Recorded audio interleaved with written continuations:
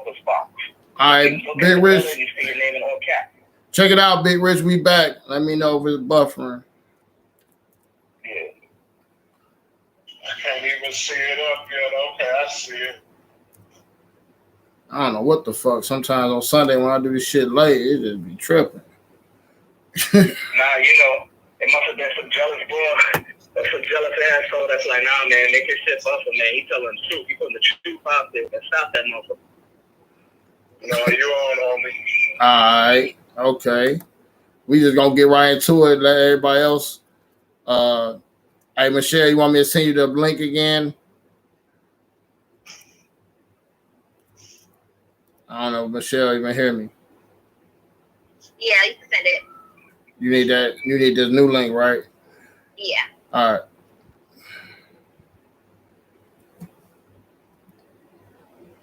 Shit, my bad, y'all. I hate this internet shit, man. What's going on? It's doing it off and on, but it's doing it again? Yeah, it's doing it off and on, though it ain't consistent like it was before. All right, I'll be right back before I send a link.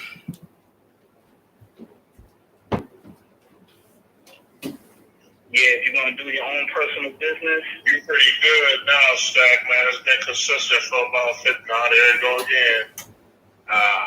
Damn. It was cool for about 15 seconds, and then it went back into it, but you're good now. All right. Well, we'll try it. Shit. It ain't going to hurt. Right. I just want to make sure everybody good over here. It's always those nights when I got a lot of shit to do, and then I get on here late, and then here we go. They took Young Pharaoh's shit off the air, right? Who that? This cat named Young Pharaoh, he was exposing a lot of shit that was going on in the world about. Oh, I'm hip to him. I ain't want to start his content in there, but I didn't peep him out. Yeah, they took his shit off the air. He was exposing too much. The motherfucker was like, nah, take him off. Take all his content off, wipe the whole shit off. They've been assassinating a lot of people, man. They've been trying to silence him and shit, spreading the word. All right. That's crazy. I'm going to send you the link real quick, Michelle, and then, but how you feel about this red flag thing, Big Rich? Let's go ahead and get started with you. How you feel about people? Do people ignore red flags when they dating, or what you got on the topic? Well, they ignore them all the time. I mean, it's that's what the big problem is they ignore the red flags, and but I mean, even bigger problem than that is they're a big red flag themselves. They're not making sure they're prepared to even go out and engage in the endeavor, man. But they ignore them and just go into a willy dilly without no thought. Yeah. All the time. And that's why I'll be like what you just said. A lot of times people ignore the red flags, and they don't want to work. If they worked on themselves, they will see the red flags in other people. Exactly. I mean, there's too much of a one-track mind syndrome going on, man. They got their mind on the prize, and what the prize is to them is inconsequential because they're just looking for the end game, which their end game is sex. Their end game is getting to the goodies, and that's not a mature focus anyway. There's a whole lot more things in life than, we all want to get to that, but I mean, that's a byproduct if you're going ahead and have your stuff together. That shouldn't be the focal point. Yeah. So Catherine said she came with a list tonight. So tell us about this list. Oh my God. Catherine. Oh Lord. Let me have it. One of the red flags is Rich kind of said is like the first time you meet someone, they already telling you straight up, look, I'm not interested in having a relationship. That's already a red flag for me because you let me know you don't want anything. You just already telling me, look, I'm just here to just, we can date or whatever. We just see how it go, But is that? I don't want to do no commitment. is that a red flag with appreciation or looking out, or you think just think like, you know, if he gave it to you right there before you put your foot in the door, that's better than a dude playing it off and then ghosting you later, right? I mean, it's good, but you already know what the person about. They telling you straight up, look, I don't want nothing, and you already kind of know they ain't trying to do anything. But I guess one way to stack along with it, and I would say the same thing. When you really know up front, this person is like, yo, I don't want a relationship, so if you want to just, let's say, hang out, do whatever, you already know, don't get invested. Right. I mean, so, you know. Yeah, I can appreciate it, but I already know what it is. Like, so I know what it is. Yeah. Fuck it. But that's the only thing. What's on your list, girl? We don't want to know what's on the list. You want me to give you all of it? Just give me three. Give me three things. Okay. Another red flag for me is when a man don't want to call. He just want to text all the time. That's a red flag. Okay. A whole lot of texting. That's straight. Yeah, you talked about that shit too, right? Yeah, that's on my list tonight. I just want to see what's on her list. And then when a man doesn't want you to come to his house, that's another one. Because he don't even want to invite. He want to come to your house, but he don't want you to come to his house. Okay. Because you got some red flags, girl. You ain't know. Nah, it's not the only reason. Then, like when a man is always bringing up sex. Like, this the only thing is maybe that's all he wants. Every time you talk, the conversation always come be right back to sex. That's a red flag. All right, Michelle, you got anything on red flags that pop out to you when you dating man? Oh, I got one more. Oh, shit. All right, my bad. When a man call you late at night and he only want to come over when it's late, like you get them calls from him only when it's late at night, he want to come over. Don't want a booty call in. Right. If he works late, what if he works late? So he could still call during the day. Like, would that be a red flag for you too? If he worked during the day, then I should get something, you know, besides, because he get breaks or something. So nah, if he called me during the day, I probably would. It just seems, I just look at how often he does it. So consistency, right? Right. All right, Michelle, you got anything that pop out in your mind that you see in man that's a red flag when dating? I would say a man that has like a bunch of kids that's like the same age by different women. That's a new one. I didn't think of it like that, but that's definitely a red flag. Yep, that's a good one. He got two 3-year-olds by two different women. That sounds like an irresponsible, stupid ass nigga to me. Age, they be all a couple months, not a couple months, but yeah, a couple months apart, a few weeks apart, but they all the same. That's a reckless nigga. I know a couple of them though. Damn. I do. They're out there. Don't care where he spread his fertilizer at. Just out there, just selling themselves cheap, man. Planting them flags and shit. All right, so we gonna get started on my list. Then anything, Tate, you want to say anything about the topic? Are you good? If he can find the mute button, you say you good? All right. Yeah, I'm good. Y'all go ahead. All right. So anyway, like I was saying before we start the cast, before the buffering start, hopefully they don't start back. But I feel like red flags is you attract what you see in the mirror. So if you're not working on yourself and you continue to attract low vibrational people, then that tells you something about yourself.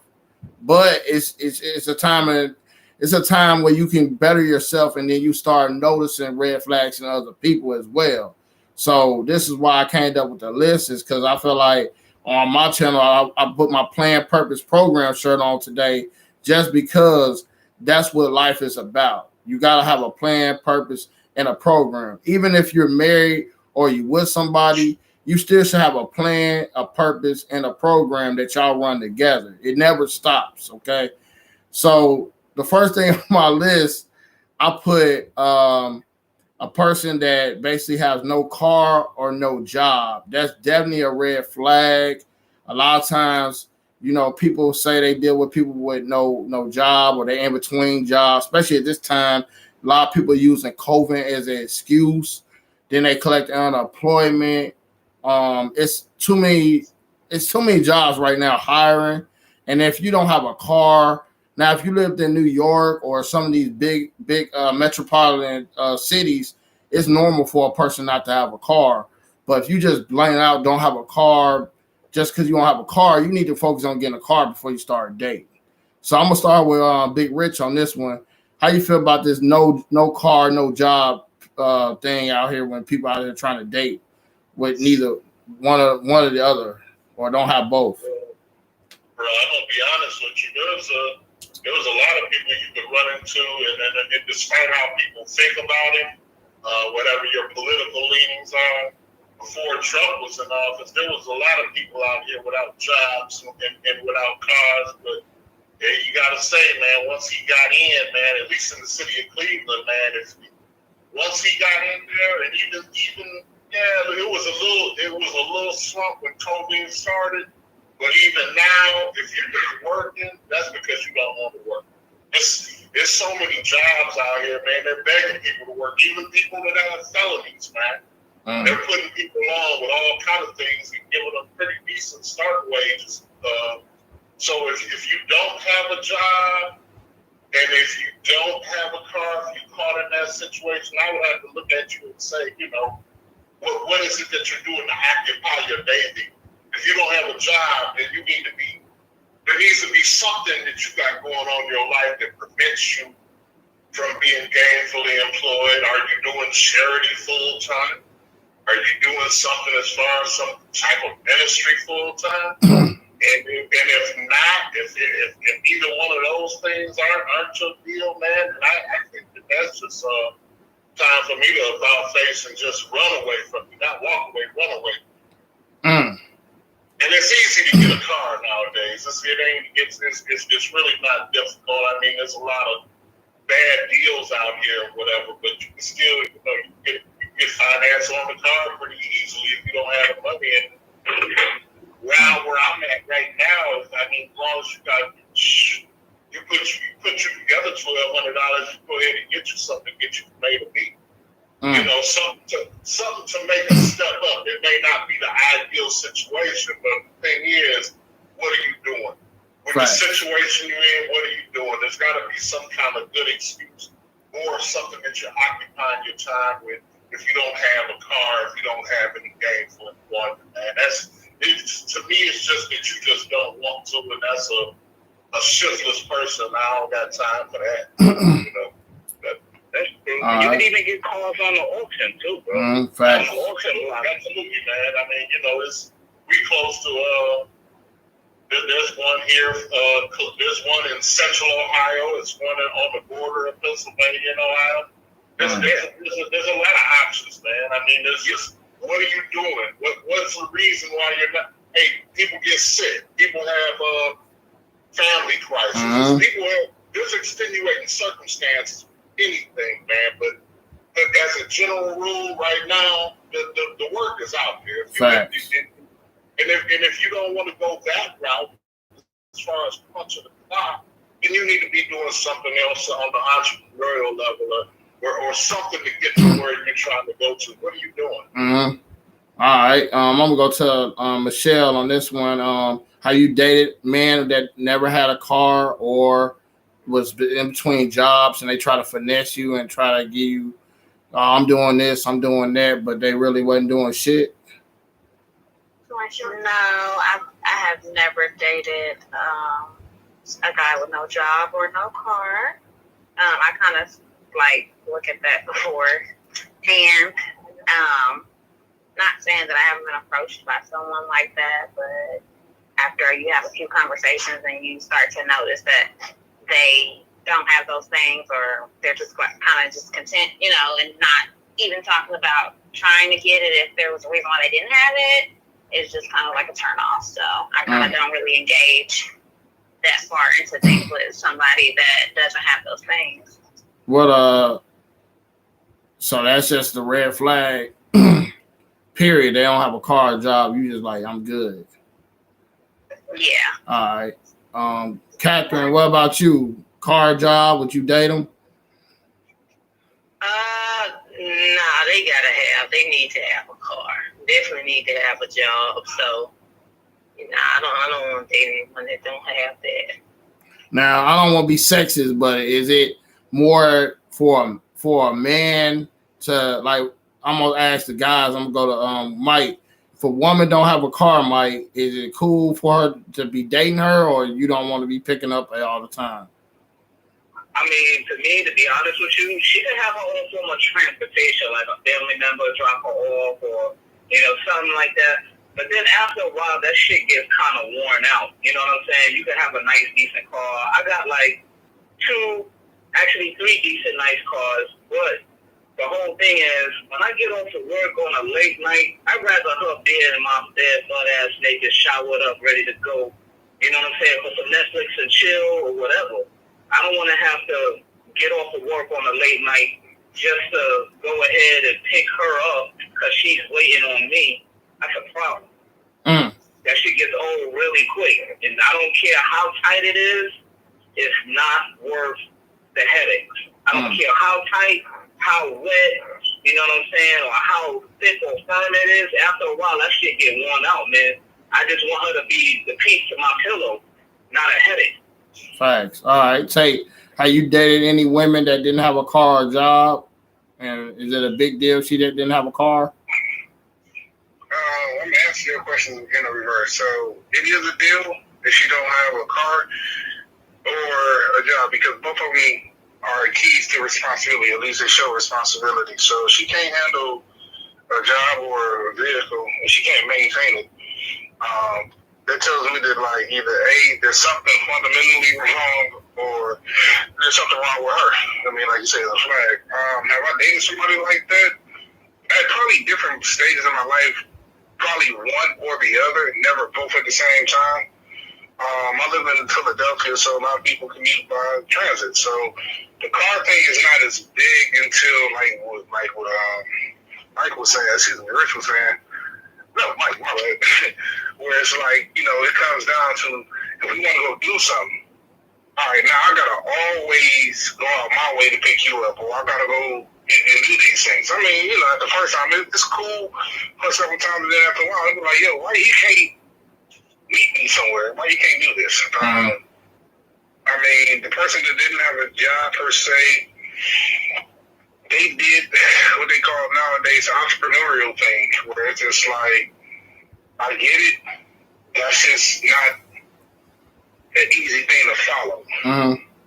Depending on how, where you are in your program. I mean, entrepreneurial type of people have a different type of standard.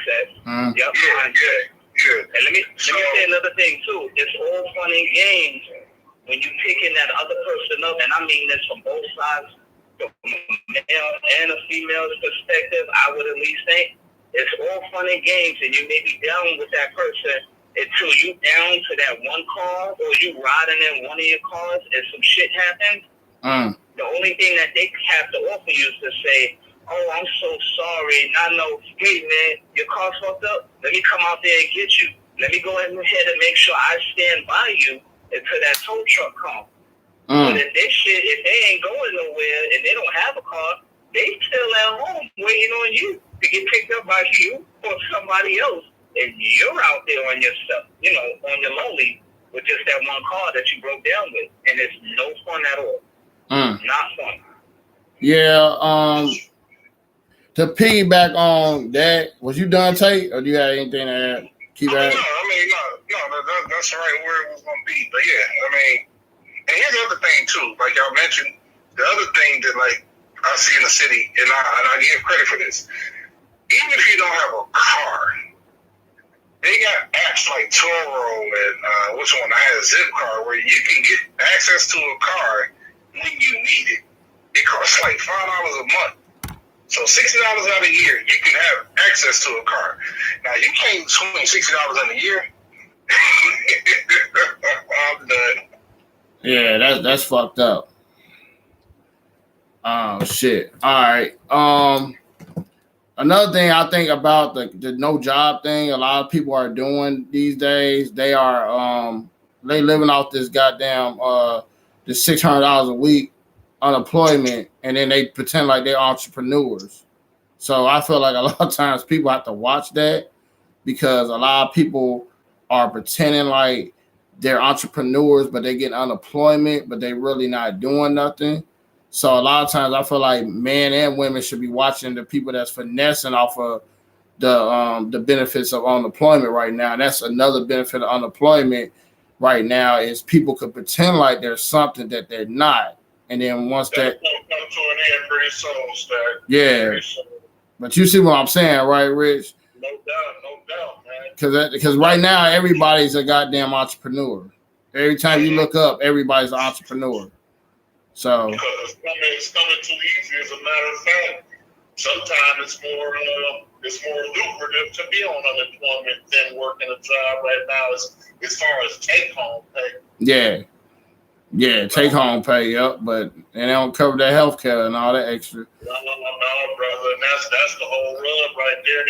They not looking long term. They out here perpetrating a fraud. But if you get caught up in that, man, you get finessed by some kind men and kind of women out here now.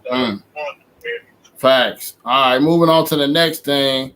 I'm talking about this one we talked about last week. I'm gonna start with Mike with it. Talking and texting. Like sometimes a way a person talk to you with bad grammar, bad slang, you like, nah.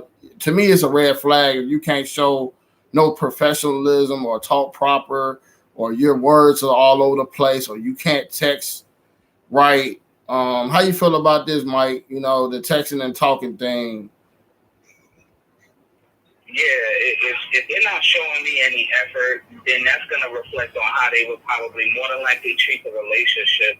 If they're not putting their best 2 feet forward and showing, okay, well, I have a high interest in you. Let me talk to you personally or in person, more or less. It doesn't have to be all the time, but show some interest. If you're putting in very little effort to already made, working your thumbs instead of your mouth and doing what you're supposed to be doing, but show some kind of interest, I would definitely see that as a red flag because it shows that they're either doing something they don't have no business doing or they're showing interest in somebody else and they're just spreading it all out there, seeing what they can get, scratching for what they can get.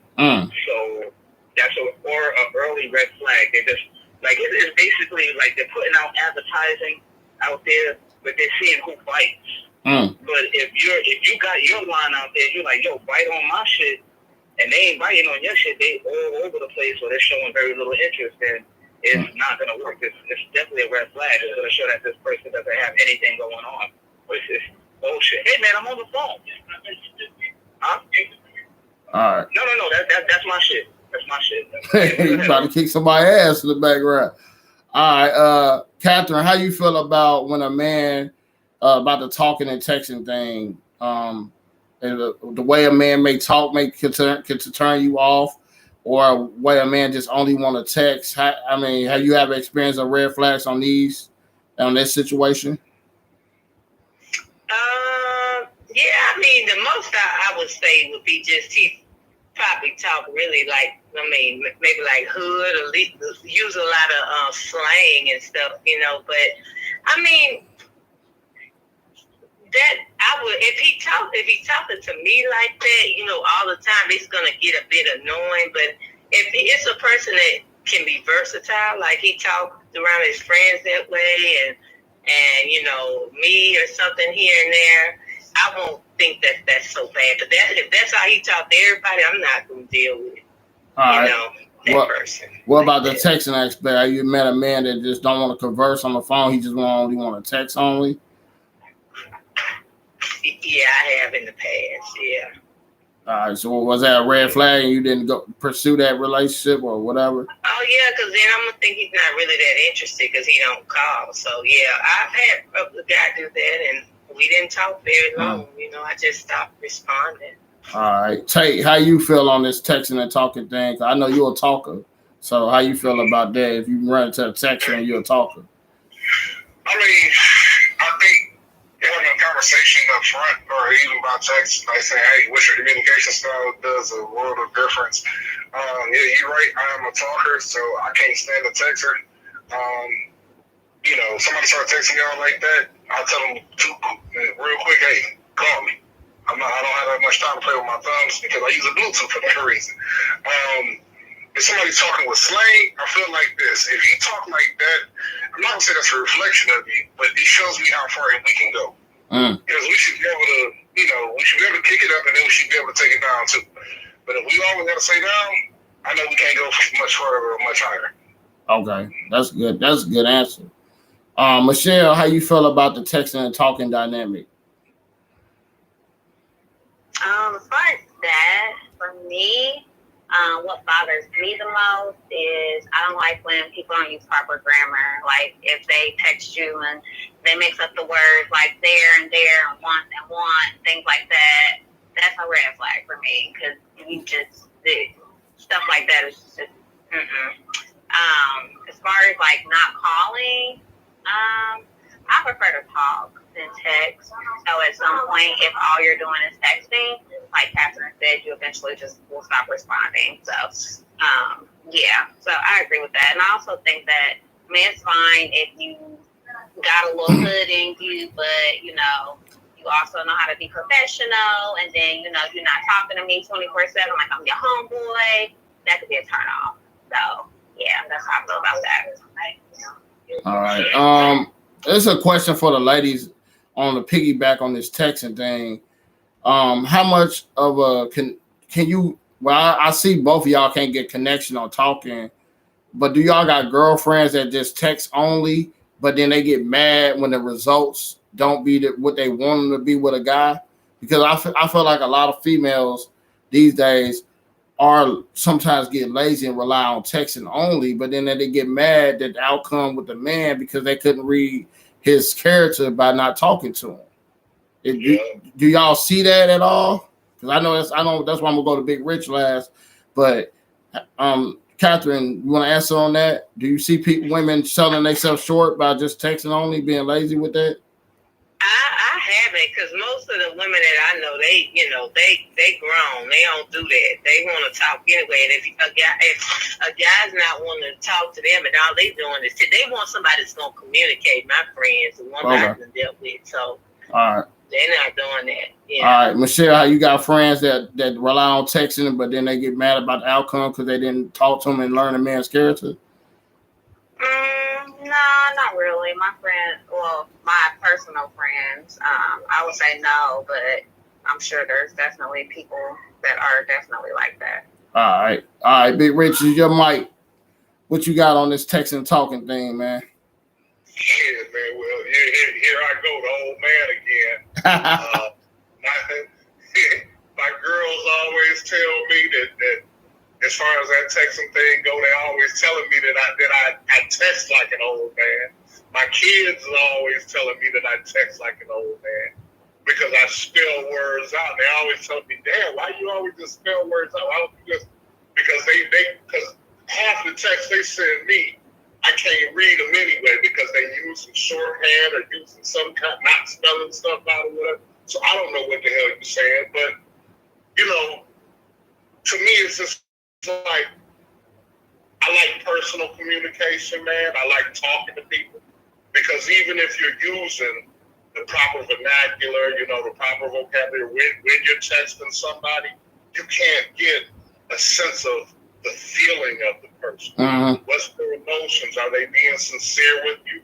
Are they being sarcastic? Are they funny? It's not always what you say, but it's how you say it. Facts. So a person could say one thing and they could be dead serious, and you think they joking around, and they may be playing around, being sarcastic, and you take it's like, hold up, what this thing just right me? You know what I'm saying?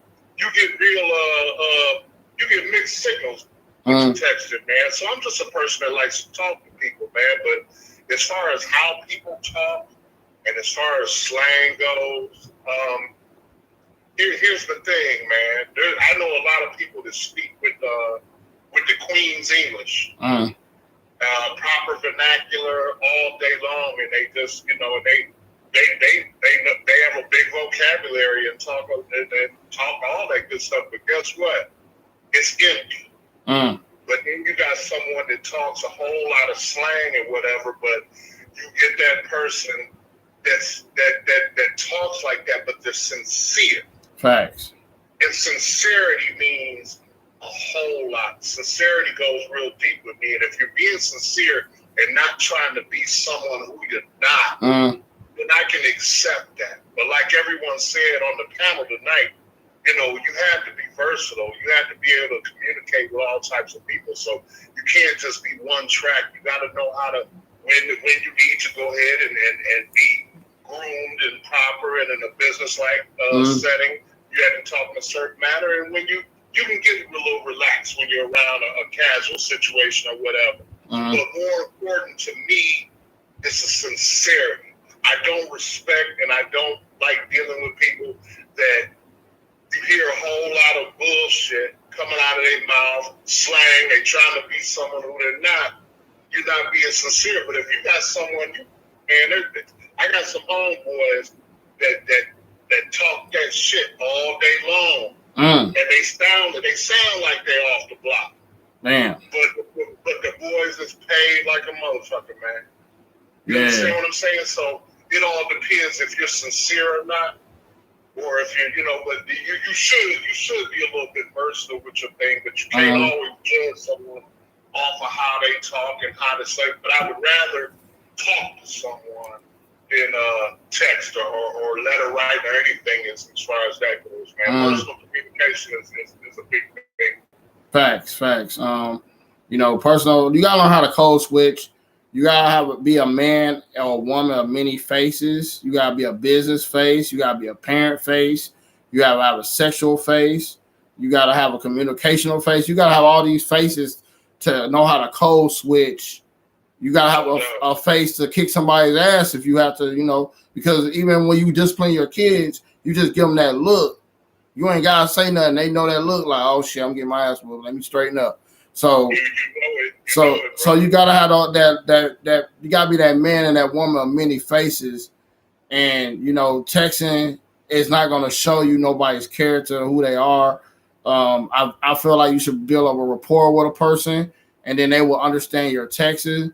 But if you setting yourself up for failure, man or woman, if y'all relying on just that shit. So that's what I'm gonna say about that. Moving on to the next thing, another red flag is somebody's social media. If it's bad social media, they got bad. I'm not saying that they're promoting their brand or whatever, but if it's like reckless, you got drugs, got guns, half-naked photos. To me, I mean, if you're a person that want to pair bond with somebody that was going to represent you, I feel like if I see certain things, I'm not gonna be interested, and it's definitely gonna be a red flag. And I'm gonna start with Michelle on this one. How deep do you look at a man's social media when dating? I look at it to see. For me, I look at it as long as there's not like, I don't know. Only thing that really turn me off quickly that'll make me like judge it, because I don't really like go through people's pages like that. I would say if there's like drugs and guns and stuff, like some people, they have a whole Facebook page and they'll have a whole gun and pointing the gun like they pointing it at you on the profile picture. Like that's a red flag to me. Like I'm not gonna talk to nobody like that because they just look crazy. But as far as like just, I think I would have a good judgment of character with the person that I am dating enough to, I don't know. I'm talking about pre-dating. I don't jump to go to the social media. I don't really pay too much attention to it. So you could date a dude and don't look at his social media at all? I would probably look at it and like maybe look at a couple pictures or something, but I'm not about to go through the whole social media. I'm just not. Yeah. Okay. All right. I'm with Michelle on that because I go to no man's social media like that. And then when I'm first meeting you, I don't even ask for that. If that comes out later or something where we maybe exchanging or something like that, you know, I don't care about that. I don't look at no man's social So all right, so Captain, you mean to tell me and Michelle, both of y'all, so y'all have a good conversation with a dude. Y'all don't go to social media to check it out, but then y'all later go to the social media and y'all see drugs, weapons, all kind of stuff. Then that's gonna be a red flag. Then I'm like, well, damn, what you doing? I didn't know that, but that's not something that I look for. Like, I'm not going to look at his social media. Yeah, like even if I like browse at it, I'm not going back to 2015. Looking at videos. Well, how far you go back then if you do go? I mean, if I look, I'll probably look at the last few days or maybe a week or so. But I'm not looking on every video and every picture of everything that they posted. I'm not doing all that. All right, I'm gonna get to go to Mike on this next one. Well, same thing, same topic, Mike. How you feel about social media? Have you dated women with messed up social medias? With what social media? Like bad social media to turn you off like as a red flag. Oh, hell fucking yeah. I dated one at one point that I didn't know until I found out that she was that kind of individual. She was the type that took multiple pictures. Now, I can understand if you taking multiple pictures, like if you're a fashion designer or, you know, you're a makeup artist, something having to do with fashion. But if you're constantly glamour shotting, that makes me think that you got low self-esteem for yourself and that you're trying to do way too much to get any form of attention that wasn't given to you as a child. Like, you know what I'm saying? It's a sad example. But the shit be there, and a lot of people don't know it. You see a lot of these chicks nowadays. I understand you want to look good, or you want to, you know, pose for the family or something like that. You want to look good, you know, because these times are changing. You want to show maybe you lost some weight or some shit, or you want to show some new dress or whatever. You went somewhere, okay, whatever, fine. But if you doing that shit all the time, and you waiting to see a new like, and before a motherfucker could get up to like 5 likes, you start showing more skin. You know, or you start showing some shit like you constantly holding a liquor bottle out or something like that. That shit is a red flag. I've dumped about at least 10 chicks that I, like, you know, I saw and I'm like, yo, let me see what the fuck she really about. You know, when you go on your Facebook, you of course know if you trade in numbers or if y'all call each other, people you may know, and you look in that fucking box and you start seeing all that shit, you're like, oh no. Now this one gotta go. You gotta go. I ain't fucking with her no more. Too much of, you know, she might be some trouble. So you see that shit, it's a red flag in the city. I mean, I don't think the women understand how we look at the social media, but I feel like, and I'm gonna go to Tate next, but I feel like a lot of times, man, we prejudge. We know what we want. We know what program we want that woman to be on. If it's short term, no term, or long term, and sometimes on that resume is your social media, and if that social media don't look like you're gonna represent me, then it may be a short-term thing, or it could be she could be wifey because she ain't out there like that. Tate, you want to speak on that? I know I examine like that. How you look at a woman's social media, Tate? I mean, it's a weird way. I'm gonna be honest. Like, my social media on Instagram is private for a reason that happened years ago. So it's like I get pictures, like, you want to post what you want to post, I'm fine with that. The problem is, it's just like anything else. What you put out there can be used for you or against you. What they say, you're guilty until proven innocence in the court of social media. I feel like so many pictures, after a while, it's like you just add some campaign for the attention from anybody who gives it to you. My thing is, if you're confident in yourself, you'll get that. You know what I'm saying? And like I said, we probably do scrutinize social media a lot, way more than most people do realize as men. You know, it's like the last thing I want is my chick out there showing off all her assets. And I get it, you know, she may not be giving this to everybody, but it's like the fact that, like, I want to value you too.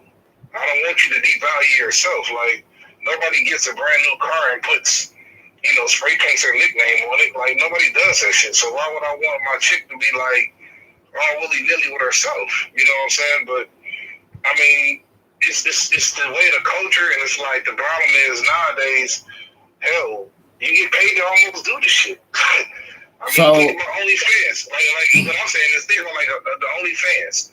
That went from Instagram, from you having a huge following to now, if I show a little bit more, I get paid for it.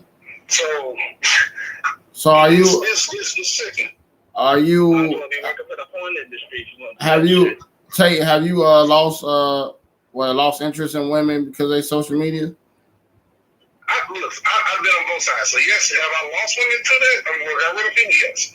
I have a friend now that, like, no matter what she's doing, her face is in her phone. She'll play it off. Oh, I'm just looking at my teeth, looking at myself. Next thing you know, you go on her page, everything you fucking did. I'm just like, yo, your whole time you was in your phone. Like, if I would have got up and walked away, you wouldn't even have known. You sitting there trying to, you're trying to post. Yeah. I mean, it's cool. Like, I get it, but that ain't for me. I'll say it that way. I mean, there's somebody for everyone. When it comes to that shit, it ain't for me. Sometimes you got to keep. Some people got to keep their head on the swivel, man. Some people getting jacked looking at their phones, and somebody walk up with the gun and tap on the window. They don't even know the robber coming. All right. Snatch the whole fucking phone. Be like, damn, that's what you was about. So to get into this bank account. Big Rich, how you feel on this social media? I know you ain't big on it, but how you feel on it? I'm not on it, man, but I'm starting to be more exposed because that's the world that we're living in.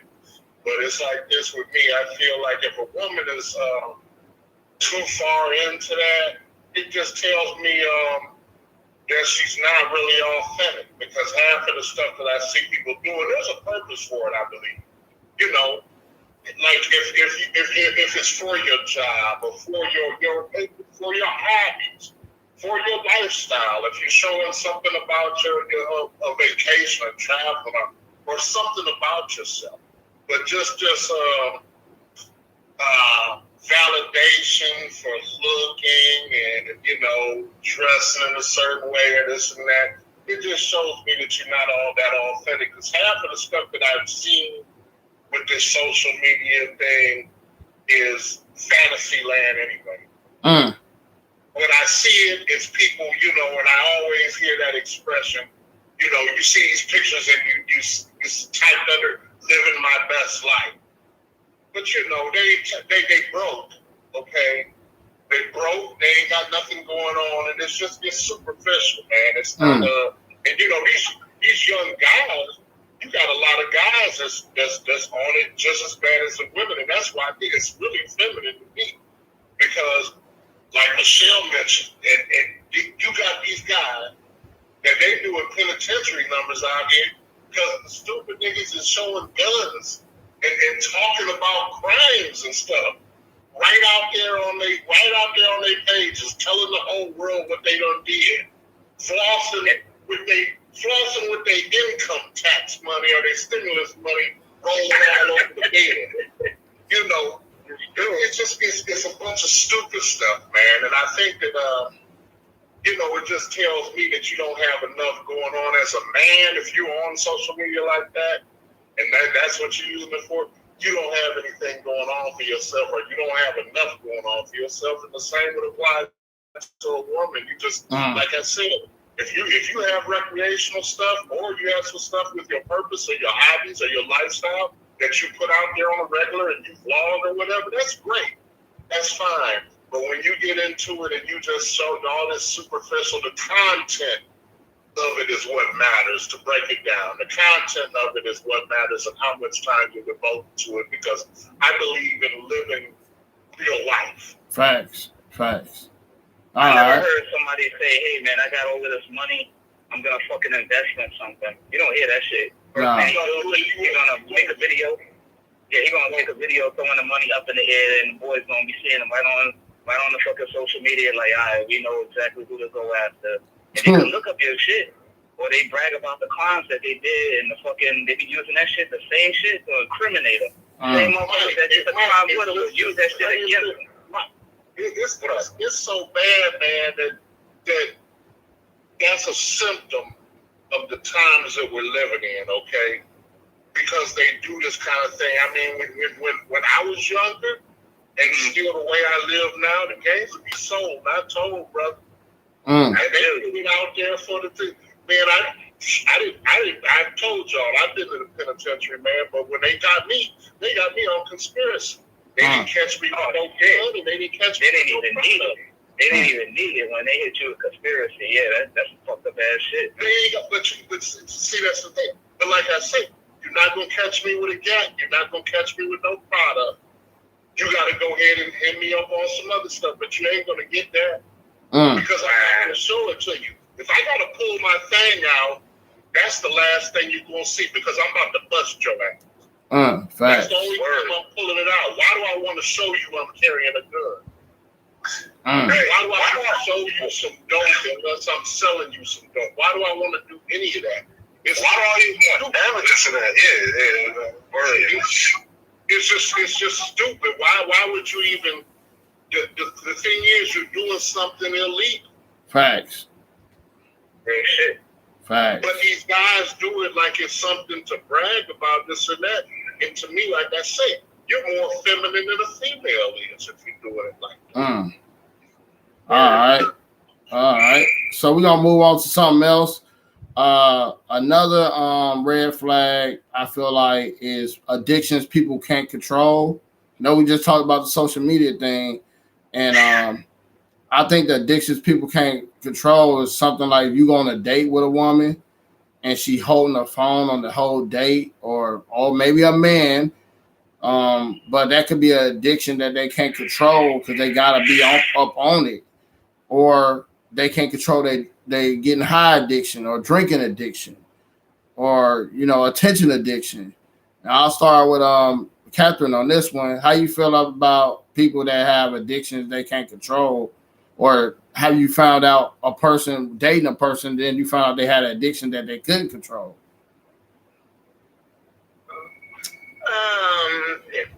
No, I haven't dated anyone that I can think of that had like an addiction that they couldn't control. Not one that they couldn't control, just as probably that they just like doing it, just addicted to doing it. But if they wanted to stop, I think they could stop.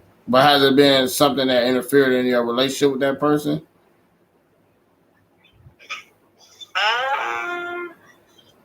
No, not that I can think of now. No. All right. Or did you any was there anything that you could see that was future was going to eventually, hurt the relationship in the future? That like, you do this too many, you go out too much, you do this. Did you see any of that by dating anybody? Any red flags like that? Oh, well, yeah, maybe if you said like going out, yeah, that I dated somebody who liked to go out a lot, and I felt like that wasn't good. Yeah, probably we didn't make it either. So okay, yeah, that's what I'm saying. Addiction. Some people are addicted to attention in person, not just on the phone. So right, yeah. So Michelle, what about you? Have you had anybody that was addicted to something that they couldn't control that cost you from getting to know them or stopped you from even wanting to get to know them? I would say no, not really.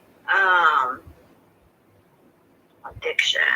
Yeah, like drinking too much, smoking too much, partying too much. No, I don't think smokers, because I don't smoke. I just don't like to smell of it. But no, I just wouldn't date them. Ready or no? It's Rose Green for many minutes. All right. Will, what about you? You didn't date anybody with that addiction? Any addiction that was a turnoff? Yeah, I dated somebody who kind of like she's like going out too much. Like she wanted to stay out. And my thing is, I'm cool with you going out, but it's like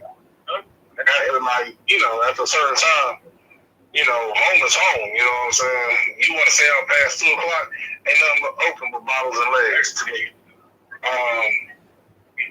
I to somebody else who gambled. She probably gambled a little bit too much for me. I was cool with her gambling, but then when I started seeing it, like, you know, I'm starting hearing conversations like, I gotta borrow money, and I'm just like, shit, you just blew X amount of dollars, you know, last week. What do you mean you borrow money? So I definitely seen people. I mean, the people always come out and tell you, not often. You know what I'm saying? Most people let you kind of they ease you into the shit. Yeah. That's funny because that's my next question. But he talking about asking for money.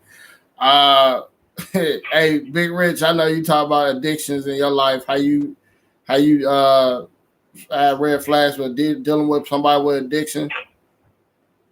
Yeah, a lot of I've seen a lot of red flags, man, as far as addiction goes. But when I do see those, I do a complete about face real quick, man. You know, it's just not an option for me. I mean, I talked to you before. I have an addictive personality myself, and there's been demons that I've fought with, brother. And it was a hard way to go. With dealing with those, battling with those, accepting that I have those, and admitting to them, and turning myself around. So that's a big deal to me, man. So when I see somebody that's going through that, I don't even consider them a prospect of giving them a position in my life because they have some other stuff that they have to deal with. You know, and that could be in a sexual aspect, that could be a substance. That could be some sort of behavior. It could be a lot of different things, but if I see it's to the level of addiction, I just about face, man, and take myself elsewhere. All right. I mean, I'm gonna ask the women. Can y'all pick up on a man that have a sex addiction? Starting with Michelle. Michelle. Yes. You can pick up on a man that have a sex addiction? I've dealt with one before, yeah. Okay. So how would you know he got a sex addiction? That's because he sleep around, or he just wants sex from you all the time? Not from just me. He wanted it from multiple women. When you turn your back, he had got that phone on. He be watching that Pornhub and porn. I mean, everything was sexual. I mean, everything. All right. I mean, yeah, I dealt with that for 10 years. Well, what about That's exactly you? what it was. Catherine? I know you say you get turned off when men talk about sex right away. Do you consider that those men maybe have addictions with sex? No, I don't think they have addictions with it when they you know, talk about. I just know that that's probably what they are looking for more, because that's what they're talking about. You know, they're not. If a guy's not asking me, you know, more about trying to find out more about me, and he's just, you know, and even if he does ask some questions here and there about me, but then he keep popping some type of sexual question up there or saying something sexually, you know, to me, then I already know that, you know, that's really what he about. So sometimes it can mean that, you know, that could be a clue that he may have a sex addiction, but I don't look at it always as that's what, you know, because then that means most men would have a sex addiction in. So I don't believe that. So you ain't got to worry about me no more. I know you like that doggy style. I'm slim. I ain't gonna ask you nothing else. Oh wow. Mac and cheese. All right, Tate, I want to ask you, the women that did go out a lot, you think they had an attention addiction, or they had a sex addiction? They would look for more guys to probably get with. To be honest, I think it was probably a mix of both. Like, I think attention leads to sex. Especially talking about like nowadays. I mean, you going out, you getting attention, right? So you get the attention from the person you want it from. If that dude want to smash that night, why wouldn't you consent to it? I mean, you can say, "Oh, I just wanted attention," and go home. It ain't never enough. You know, it's like the Oprah man. You get a like, you get a like, you get a like. Everybody get likes. I mean, it's just like, what's gonna ever be enough? Somebody got. You know what I mean? Say it again? No, I was gonna say people gotta learn how to put a cap on that shit. But see, the problem is there is no cap. Only way there's a cap is it's another level. Like I went from getting 100 likes and now I get 500 likes. Now I get 1,000 likes. Now I get two accounts, or I get 3 accounts. So there's always gonna be something else. There's always gonna be something else to top the last thing you got. So it's almost like a OD. You know what I'm saying? You trying to OD off of this shit. Yeah, but that's why I always tell people on my channel is you versus you. That's why you gotta learn how to put boundaries up for your own life. Yeah. So it is what it is. So the next thing, anybody want to say anything about addictions before we move on? Yeah, I just want to say that when we're talking about this thing about addiction, I mean, I ain't go to Mike. My bad. Go ahead. Yeah, we kicked some serious shit about it, but I mean, we laughed about a little bit of it, man. But in all honesty, you got to take it seriously, because once you get to that point where you use the word addiction, that's just a very, very serious thing. And I don't care what type it is, whether it's drugs, a behavior thing like sex, in any kind of addiction, anything you're stuck to, it has to do with our mental health. And like I say, therapy is frowned upon, especially in the Black community. But when we got these things, man, I don't want to send the message out there to people that are listening to this. If you have something, we're not making light of it. We're not making fun of it.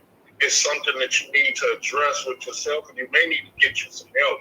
Get some professional help. There's nothing wrong with it, but the only way to get healing is to look for some help. Get that help from somebody. Mental health is just as important, if not more, than physical health. Facts. So I just wanted to put that out there, man, because that's a serious thing. We can laugh and joke about it and everything, but that's an addiction, no matter what kind, is a very serious thing.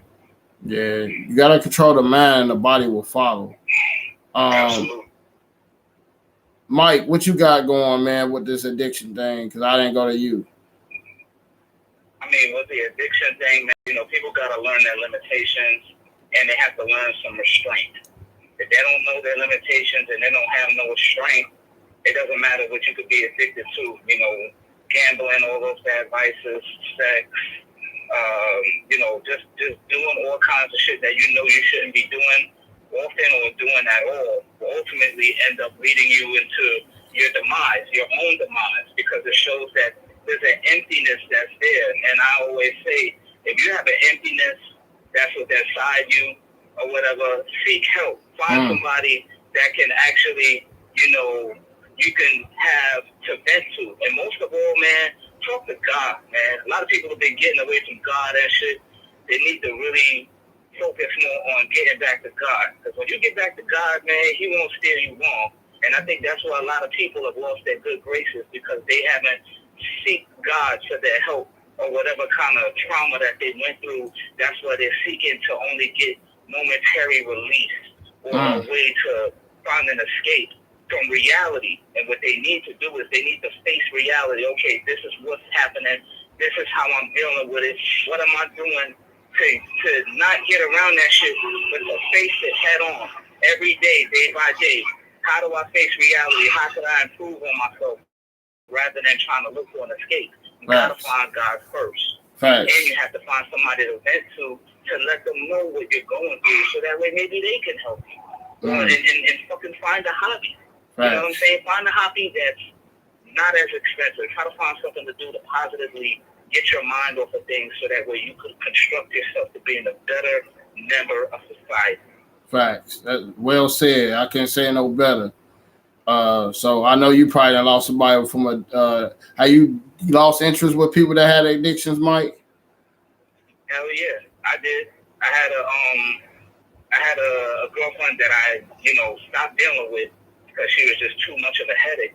Then I found out that, later on, after she said she was sorry, she apologized, because what I told her, I said, listen, if you ain't on your purpose and you don't have no programming, if you ain't on my program, you haven't planned for anything, what good are you? And that's not even talking bad. What good are you? What good are you to me?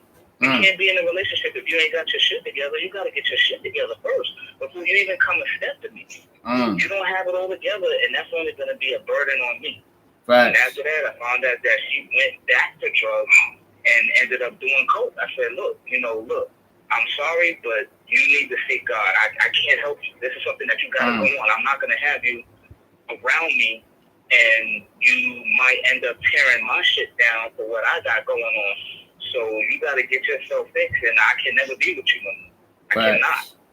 Facts. You got to lay the law down. I lost some family members. My uncles, some of them died of heroin. One died of AIDS because he was a homosexual.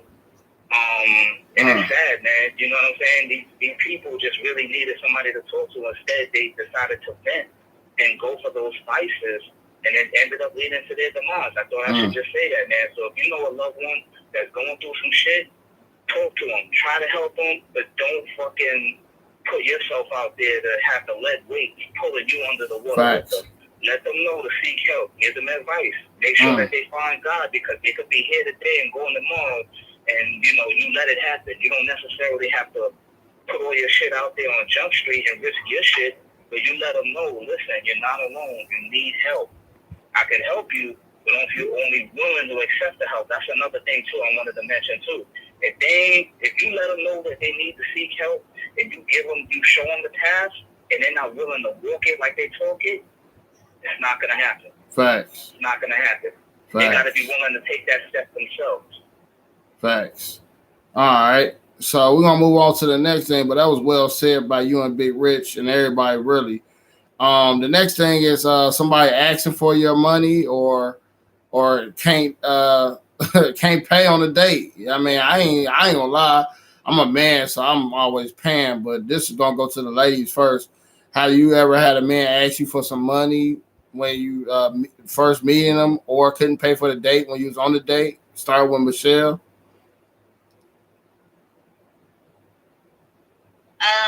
I would say no. I never had no man ask me or not pay for no date or nothing like that. I mean, I've had someone ask me for money,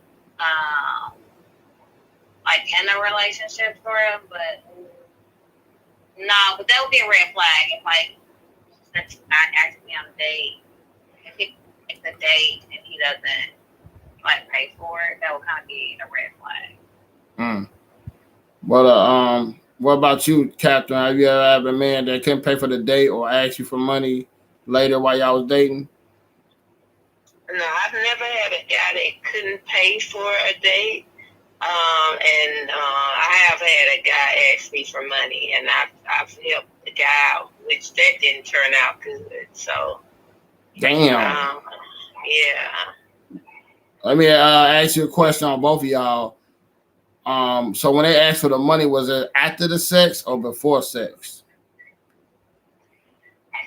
And Catherine, you go first.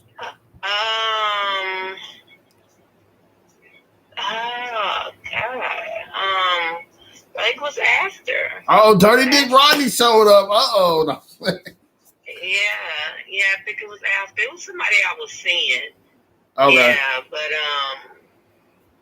yeah, he did. He was going through. It was at a time that he needed it. Like he was going through something. So he asked for money. Matter of fact, he asked for it more than once. And it wasn't a lot of money. It was just like some gas money or something like that. But okay. Not like no real like hundreds and hundreds of dollars or something like that. So you didn't get a chance to like that. You didn't get a chance to Let pimp me get this cell phone bill out the way so I can get this mac and cheese. Catherine, you didn't get a chance to pimp him, huh? No. What about you, Michelle? Was it after sex or before sex when they asked for money? Repeat that? I said, was it after sex or before sex when the man asked for money for you? Trying to think, was there any sex? Let me think. There was. We'll just kind of say after. Let's just say that. So you had a Dirty Dick Rodney too? Nah, I'm no Dirty Dick Rodney. No. Okay, so Women, y'all don't understand the terminology of Dirty Dick Rodney. Dirty Dick Rodney is the guy that's gonna put it on you real good, and then he gonna try to ask you for money, you know, because that's all he got, you know. So that's why we call him Dirty Dick Rodney, because he a dirty motherfucker, knowing he ain't got his shit together, but he out here trying to date and fuck women, but then he ain't got no money. So that's a Dirty Dick Rodney, you know. So that's what it is. All right, so I'm gonna go to Big Rich on this one. How you had a woman ask you for? Well, I know every man had a woman ask us for money. So shit. What about I'm gonna change the question up for the guys asking for money, but at least on the date, did she each offer to do a tip at some point and so many dates at least? Man, I gotta tell you, Staggers, I'm kind of blessed on this front right here, man. I've had in my past, you know, women, because you can always have some girl trying to game on you, but these women that I have in my life right now, man, before I even had sex with any of them, they were coming out of the pocket, man. They were breaking bread. It's almost like right now to this very day, if we go somewhere to eat, or like, okay, we go to a concert or we go to a game or something, I gotta fight, and sometimes I gotta get a little stern and put that up. I got this. I got it. You know what I'm saying? I'm a man, but it's I guess that I'm blessed in that area, because they always wanna put out for me, and they always wanna please me and do the thing, and don't have a problem breaking it off, man. And I love it. They tell me they do it because I'm worth it and all this, but a lot of times, like I say, I got to get stern, because I'm the man. I feel like I should be, you know, doing this thing, whatever. But, you know, sometimes, hey, man, I'm not going to sit up here and complain about it like it's a bad thing, like I say, because I'm blessed with some beautiful women, and they do the thing, and they take care of me, man. So I think that's just because of the way I live my life and the way I treat them. So, all right, that's cool. What about the asking the money part? Has that been a turnoff in your past relationships?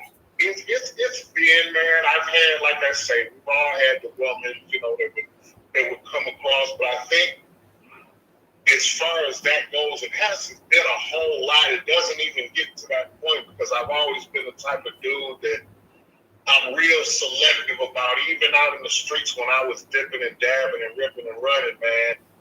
Going to the bars, working at the bars, different things like that. I see it coming from a mile away. I can smell you. When you up on me and you're trying to game, you're trying to run that shit. It's just that I was just so. But I've had them to where, you know, and we get a couple drinks in, and I see, okay, it's the same broad last week that was up here begging me for a drink. You know what I'm saying? I was the type that I wouldn't just. I'm not a drink buyer for people, okay? I think that that's something that's reserved for my woman. Yeah, when we go out, I'm going to buy your drinks because you're my woman.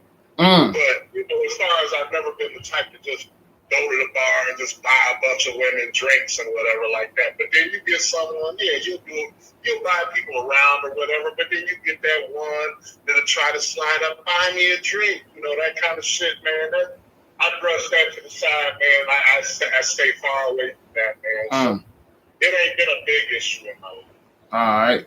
Tay, how you feel on this one? Women asking for money, or women that, you know, we go on a date, at least she can at least leave the tip or something, or ask or offer. Is that a turn off, a red flag for you? I mean, ultimately, yeah, because if you can't afford the places that you want to go and eat at, and you can't even afford the food there, or you can't even at least pay the tip. Hey, but say what you dating for, like, get your priorities straight. That's happened to me not a whole hell of a lot of times, but the times that it did, it surprised me, just because, you know, people have champagne taste on their money. You know, went to a nice restaurant, the girl asked for it, my dumb ass went along with the shit till I looked at the menu, and I'm like, God damn. But I was cool, like, I could handle it, you know, but at the same time, I'm like, yo, leave a tip.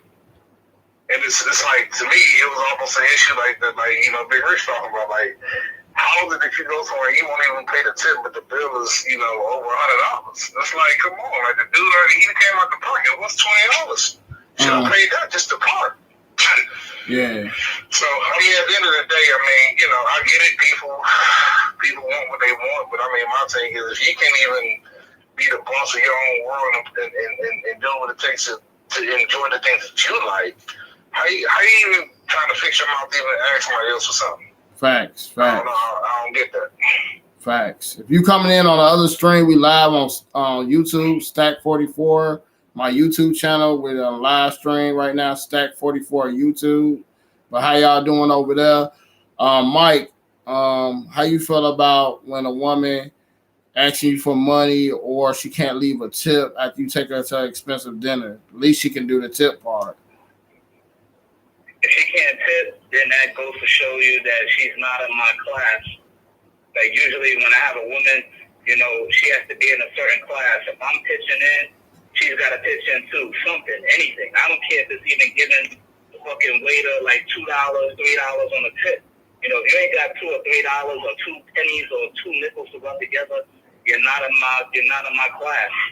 You're not in my dating class to do anything, because then that's gonna show, not just financially, but in almost every other aspect, to be like, okay, I'm doing this. What is she contributing? How is she contributing, bringing something into the relationship?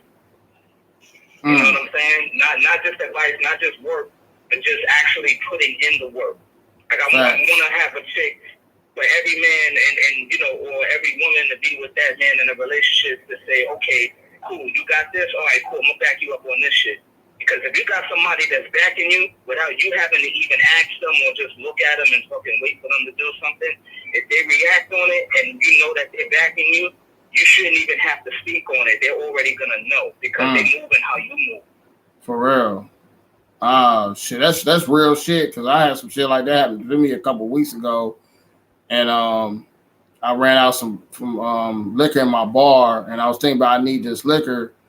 And a young lady went to the store, and next thing you know, she came back with the liquor I think I was about to replace in my bar. So shit like that, like when people think about having your back, you gonna have their back. You know what I mean? So, and then that's a thing that can break away. That's how a woman can break away from the pack with other women, doing shit like that. Just the little things. You know what I mean? Just the little things. Because let's just be honest, if a woman pay for a man on a date, we're gonna be happy to leave the fucking tip, because we didn't have to fucking pay the whole fucking bill. So that's automatic for us.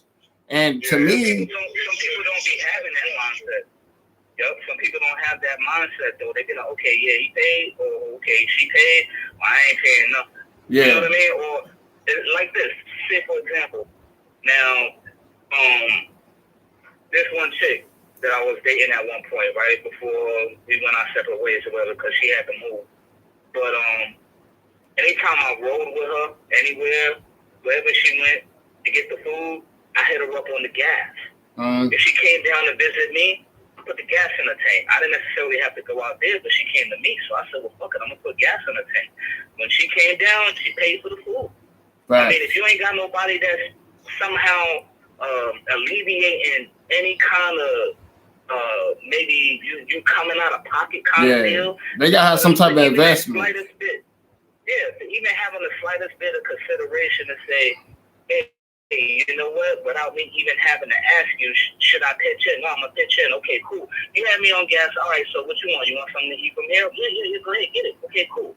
It's on instinct. When they're moving how you move, it makes the relationship or any kind of thing work out so much better. If you got somebody that's a lump on the log, that don't want to contribute, you know, they ain't got much going on, but they have something, but just the fact that they're not considerate enough to give. Remember, when you give and you give for the right reasons, you get it back in some way, form, or fashion. Facts. But if you got that person that's always giving, he ain't got nothing to give out, and then that individual that's been withholding shit, they're gonna eventually lose it because they will be selfish.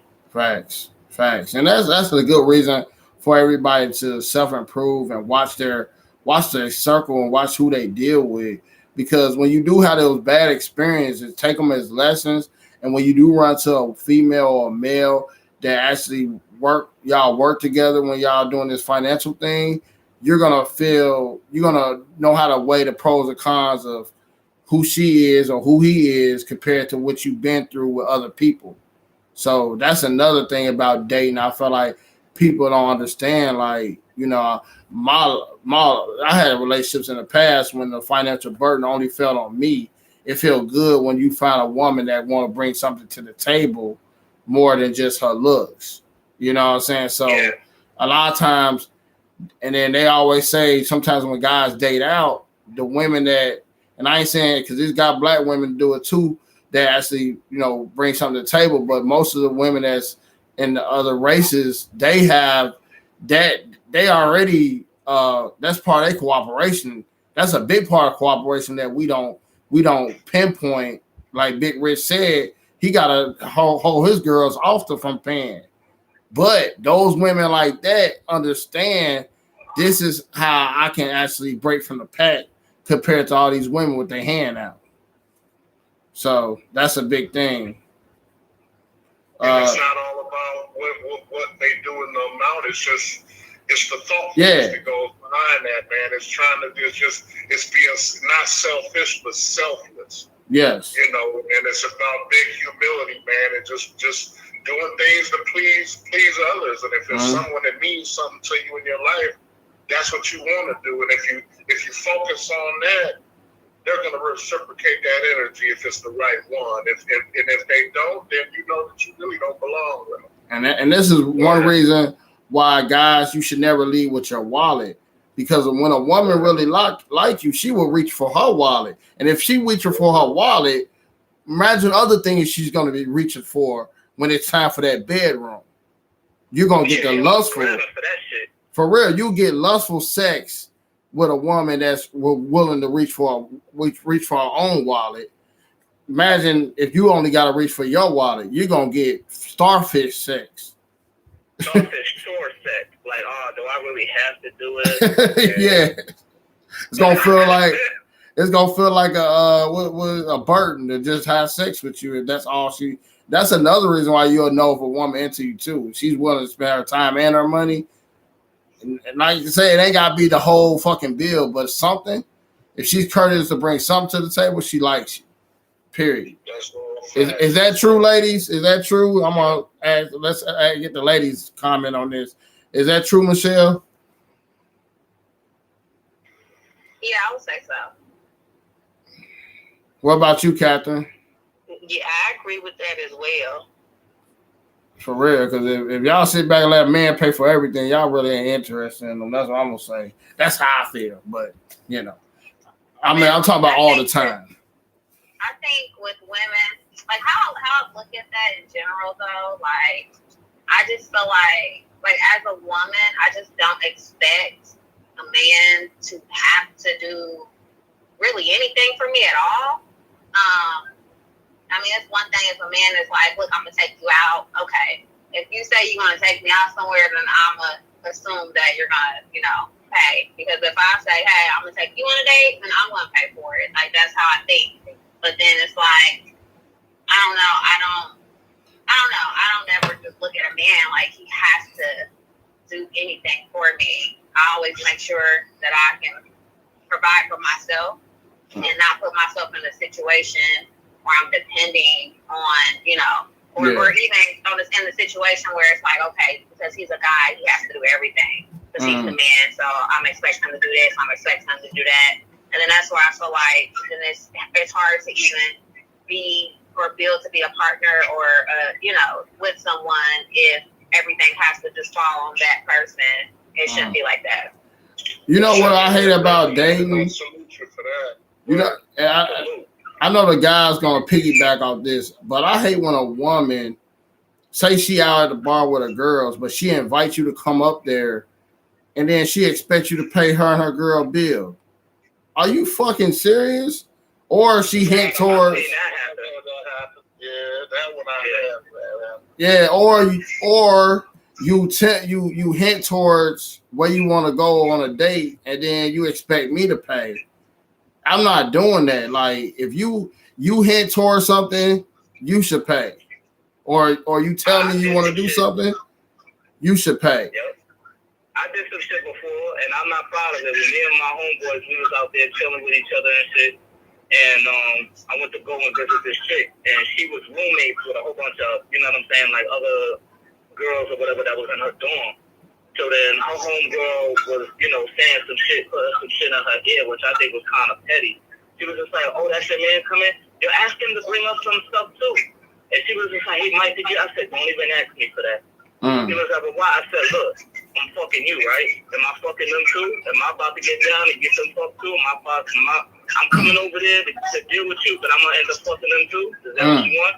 Because if I'm paying, I better damn well be fucking." So then she was just like, "Oh, nah, never mind." Tell him I said, "Never mind." I said, "All right, I'll bring my niggas over there and we get a topic." You know what I'm saying? If you want me to pay for your shit and I go ahead and I get some money or whatever, me and my niggas gonna come through, we gonna knock some shit down. Oh, man. You know what I'm saying? If I gotta pay, I'm bringing my niggas along and we gonna knock some shit down when we come over there, deal? And then it was just like, no. I said, all right, so don't fucking ask me that. You need to ask your home man for this shit. You know what I'm saying? Don't ask me for nothing. I'm not your man. If I'm your man, we're gonna play by some rules. And here's how it is.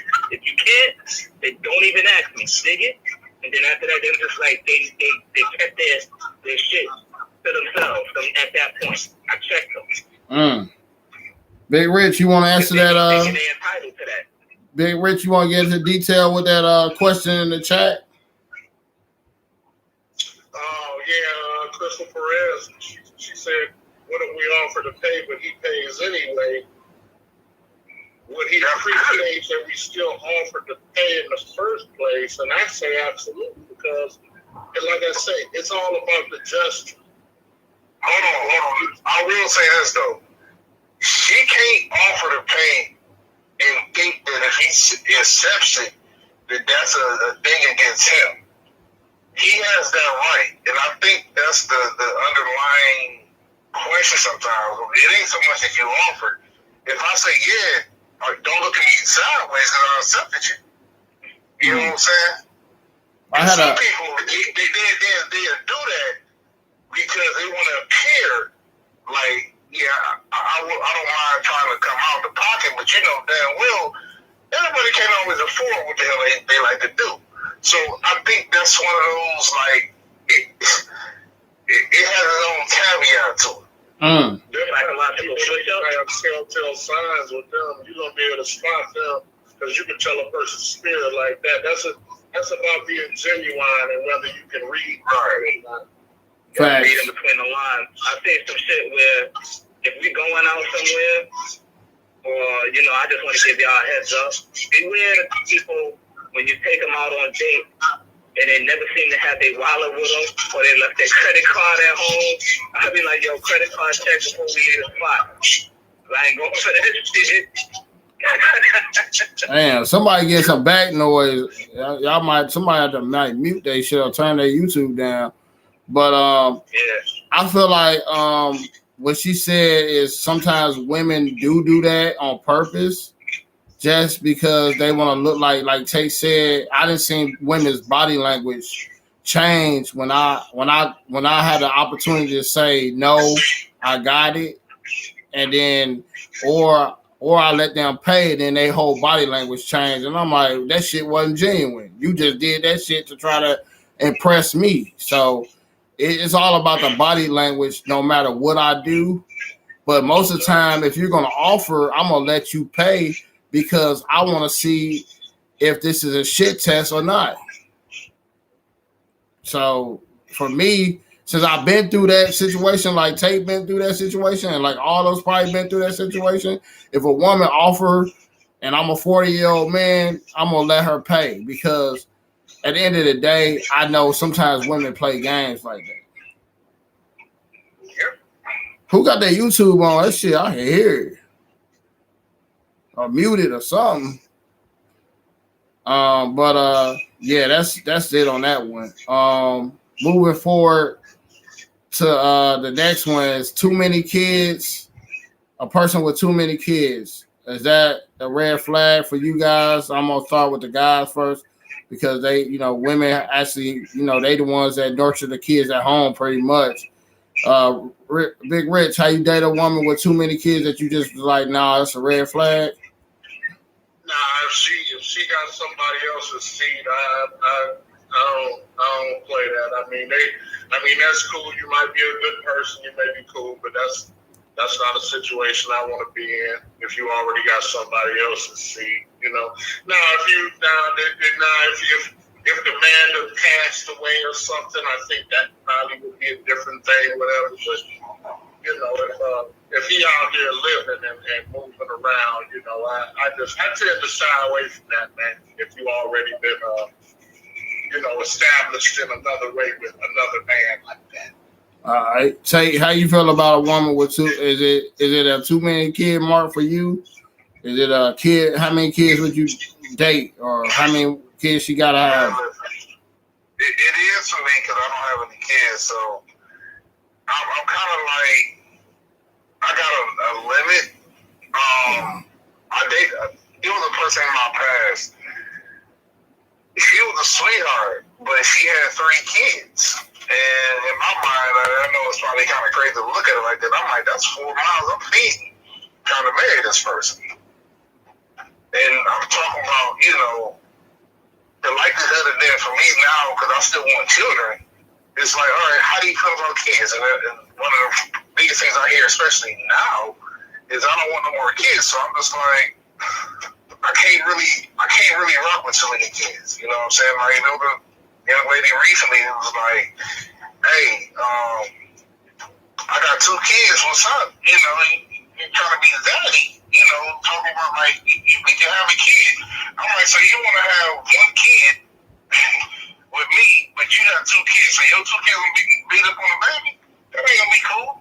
And I know that's kind of crazy and so forward thinking, but I'm just like, yo, it's kind of different for me. Like I said, with me not having kids, it's just different. Is there a particular number? Not really. Like Big Richard said, I mean, if you were married before, that definitely makes things a lot better. If the husband or the father has died, definitely is a lot different. But like I say, if you got like 7 kids by 8 different men, I mean, shit, what the fuck you want me to do? They don't add up, bro. It's I see that on purpose, but yeah, I'm just saying, what you want me to do? Shit. All right, Mike, how you feel about a woman with a bunch of kids, or is it too many? Is there too many kid limit for you, Mike? I mean, coming from me, I got 3 kids. I have 3 sons. But the whole thing is this, though. When you're dealing with an individual with 3 kids, and I happen to have my kids, they living with their mama. So that's cool with me. The only thing is, when you got kids, there's a certain limitation that I have. If they're already grown, that's cool. We're going to party. They're going to be at their own house, and we're going to chill. If you got way too many of them or a whole bunch of kids by different dudes, that means you was just reckless with this shit, and I can't really go for that. Everybody, I'm not saying that it's bad having kids, but when you got kids that's running all around the place, or if their fathers are not involved enough for me to meet them, or for them to meet my kids, vice versa, this ain't gonna be one of those Brady Bunch situations. So, having way too many kids overcomplicates shit. And me personally, myself, I knew my biggest mistake was having kids and then turning around after that relationship didn't work out, and then having kids by somebody else. It didn't do nothing but complicate the shit. Because now I got to deal with them on different levels if I got all 3 of the kids together. And the baby mothers may not be getting along. They really shouldn't, because they don't really, coagulate with each other like that. But when you're dealing with somebody else and you have your own kids, you will not only be dealing with your situation, then you will also be dealing with whatever they got going on too on the other end, as far as the person that you're dating that has kids. And God forbid, if they got kids by multiple men, you might have to deal with them too, on top of what you're dealing with. So I want everybody to keep that in mind. And whenever it's coming to a situation where you dating that person, you also have to remember those finances come into play too, because not only will you be taking care of your own, you will also be in some way, form, or fashion, maybe not directly, but indirectly, if you're going somewhere with your significant other's kids and your kids, you both have to pitch in. But God forbid if that other person that you're dealing with doesn't. They might expect you or may think that they're entitled to you pitching in for their kids too. So you might want to be mindful, but that's just on the flip side of who you're dealing with. If they're handling their shit too. So I've seen that where people will get into arguments because, they got their own kids, their own situation, and now they have to deal with another situation on top. Okay. You have to be mentally prepared. You have to, prepare yourself for more ways than one dealing with a situation like that. So Right. would I want to deal with a person that has multiple kids? No, because I have my own. I have my own situation. I don't really want to complicate it even further than that. All right, Catherine, how you feel about a man with too many kids, or how you ran across a man that just had too much offspring, and you like, nah, I'm good?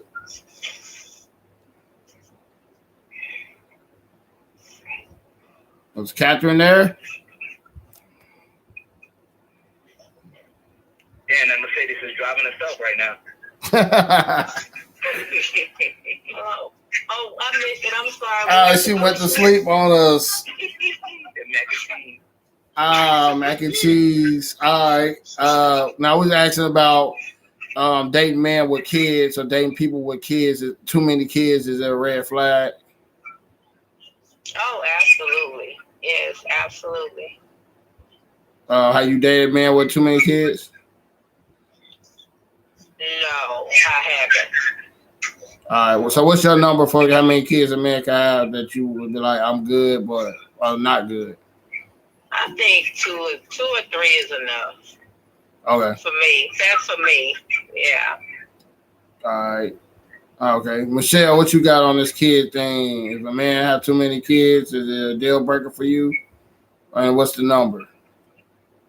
I would say too many kids with too many different women that if I were to be involved with him, I would have to deal with those women. If the kids are grown, like, I'm fine with it. I wouldn't say if somebody, I don't know, I think I could probably do 3 or 4 kids. I actually like kids. I only have 2. And I just feel like as long as like there's a established, co-parenting relationship between the father, the mom, and the child, I will be able to deal with it. As long as everything is done in the kid's best interest. But if you got, a crazy baby mama and it's drama, that's when, for me, I would be like, I'm not about to deal with that. But I feel like, even if someone did have 3 or 4 kids, and if they were all by the same woman, if the guy is taking care of his kids and, him and the girl, the baby mama, ex-wife, whatever you want to call her, if they have a good co-parenting relationship, then I wouldn't let that affect the relationship. And that's, like I said, because I personally like kids, so I don't mind stepping in, being a role model to somebody else's, kids if I really like the guy and I plan on having some type of future with him. I feel like my kids are like a package deal. Like, so if I'm going to be judged off the amount of kids I have, I personally definitely would just rather a person pass me up on that, because my kids, it's just what it is. And, I feel like with my children, they, their father, they have a good dad. So I wouldn't even try to date someone if that's going to be a situation. I will make sure that that's handled before I even approach the person with the whole, like, let's date stuff, because I wouldn't want to have any issues with my children with no man, especially if he has kids as well. So I think it just depends on the situation for me. So I had a question for you, for the ladies, and I'll pinpoint that question back to the man, and I'll start with Michelle. So if you're dating a man that was an ex-husband and have kids compared to a man that's a baby daddy and have kids, do you see that as the same value or see that different value? So for me personally, What Which one you would rather date, or does it matter? To me, it doesn't matter. What matters to me is if that child is being taken care of. Because at the end of the day, sometimes people, sometimes you have kids and you don't get married. It happens. You know, my first child, I wasn't married. I ended up getting married to him, but I had my daughter before I was actually married to him. So I understand how easy that can happen. So I wouldn't say that this man, or I wouldn't look at it as a lesser value because that he didn't marry the woman. Because you can marry somebody and be just a dog ass nigga and marry her and give her a baby and, you know, not be there for your child. And then you can have a man who, you know, got with a woman and they just, you know, it happened, they had a baby, but he could be the best dad to that child, you know. So I would take my chances with the man that's there for his son and taking care of his child. So I don't think the title of marriage really means anything because it just matters on the child if you're taking care of the kid. All right, Catherine, how you feel if you got two guys, one was an ex-husband and one was a baby daddy? Is it a different value to you either or no? I would definitely probably go for, not saying it's any lesser value to the one that has I would look at the one that they used to be married. I would probably more than likely want that guy, but it depends on the person, you know. I would have to, but I would go for the one that was married because I believe that person is more about commitment and stuff, and that means a lot to me. So that's why I would go for that person, because a person that's just a guy that's just going around and having kids and not actually committing to anyone, then I wouldn't. I wouldn't think that would be any. I want somebody that I know that's not afraid to commit. Yeah, okay, that sounds about right. Because a lot of times, men are not leaving relationships; women more do that part. So, I mean, all right. Well, I'm gonna pose a question to the man too, though, Tate. So I have a question. Yeah, my bad. Go ahead. So, what did you say about the men who commit and they get married and all that, but then when they divorce or they're not with the wife, they just disappear?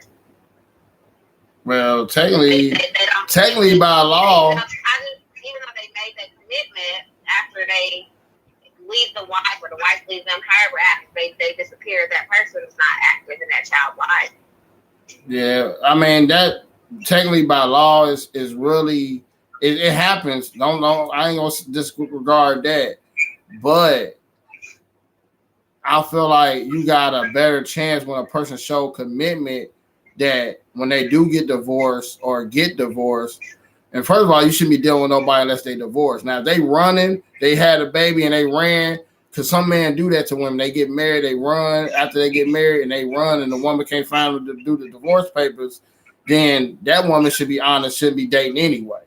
But if she got a divorce final, the courts are going to put him on child support and on visitation, like Catherine said, some form of commitment he had to that child and to that woman. So I think it's only 10% of men that actually probably will get married and then don't have nothing to do with the lady and the child after marriage. That's how I feel. That's how I feel, because I think if a man that can commit, if he can commit to a woman, then he's going to be able to be there for a child. Not saying that every man does it, but it's very, would be very unusual for a man that got married to a woman and then just up and out and just dip. Right. Yeah, that's unusual. Yeah, go ahead, Tate. What you? With the individuals that wanted to get married, they were looking at it from a status standpoint, and they weren't looking at it from that as being committed. And then personally, I think that for every individual that wants to get married, you have to really take into consideration of who you're dealing with. Why do they want to get married? Are they willing to put in the work and the effort to keep married? And put their best foot and efforts forward. That's just me. I was actually on the point of getting married, but I didn't want to. So I'm gonna pose the question. I'm gonna pose that same question to the men. I'm gonna start with Tate. Is you rather have a woman that was an ex-wife or a baby mama? I mean, this is surface level. I know we keep moving the goalposts, but I'm just saying, what would you rather have off of face value? As a woman that had been married before, or a woman that basically was just a baby mama? Let me say I'm open to both, but that's only because I've never been married. Okay. Like the ex-wife will seem better, but because of the way statistics is, more women file for divorce. That I don't know if seeing an ex-wife will make me that much more comfortable with that particular woman. Facts. All right. Big Rich, what would you go with if you had to choose between an ex-wife or a baby mama? I know you don't do the kid thing, but if you did have to do it, is it one that you would logically pick? Brother, not being argumentative or anything, man, but I look at both the same. It's a negative, and no, I would choose to be by myself. All right, Mike. What about you, Mike? If you had to choose between an ex-wife or a baby mama, what would you choose?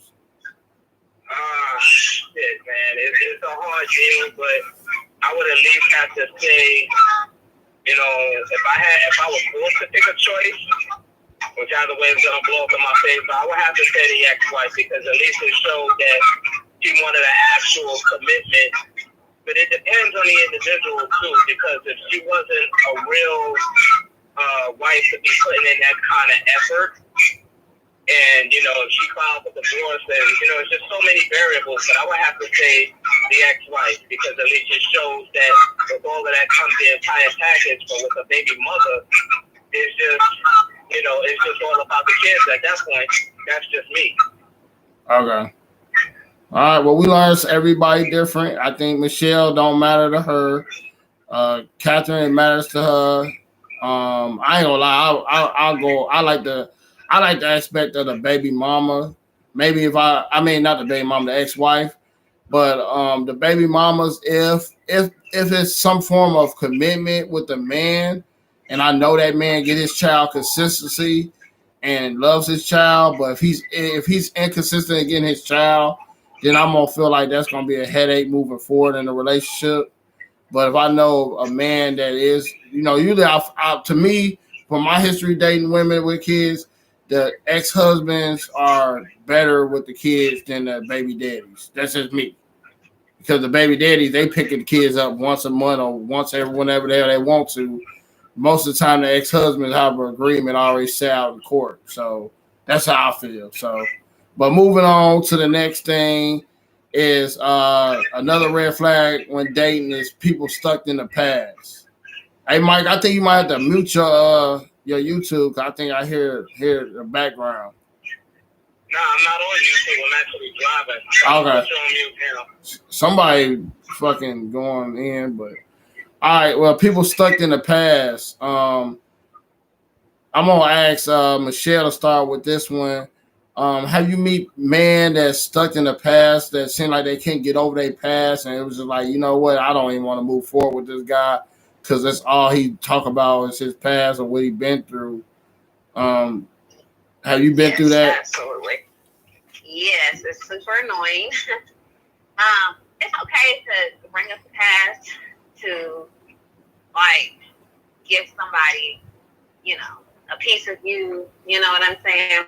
But like, I don't like to be like consistently compared to the past, or I don't want to hear about it 24/7. It's okay to speak on it, but I don't like I don't like when someone is so stuck on this old stuff that they can't even be present in the future or be present in what's going on at the moment, because they're just too busy stuck on what they used to do, what they used to look like, what they used to have, and all this and that. Like, I don't care about that. What I care about is right now.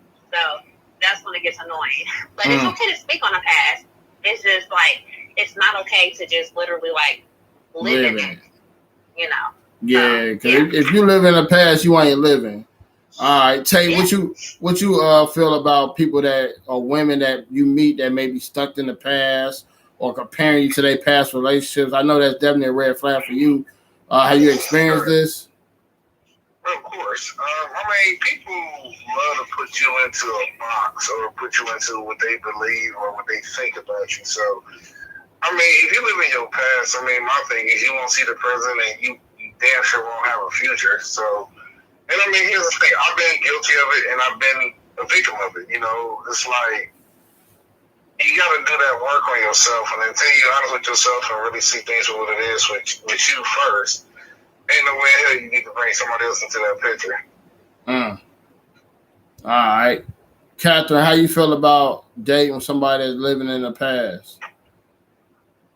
I don't want to date someone that's stuck in the past and keep bringing up old stuff, you know, that happened to them in the past. I've had an experience where not that the person was bringing up maybe past things, but maybe it's something that me and that person had went through, and they kept bringing that up and living in that past. And like, I'm like, okay, you know, maybe I'm working on something. Are we trying to change this? Can we get past that and move forward? Because I don't like that. When, you know, a man said they forgive you, but then they keep bringing that up. And girl, that's fascination. On that shit.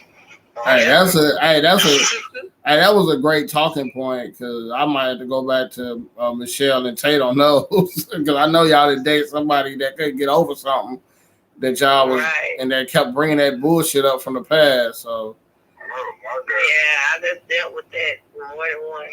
All right, Big Rich, how you deal with that when you was in any relationships or married that your ex-wife, you know, brought up the past all the time or something that you did and you like, damn, we in the future, what the fuck?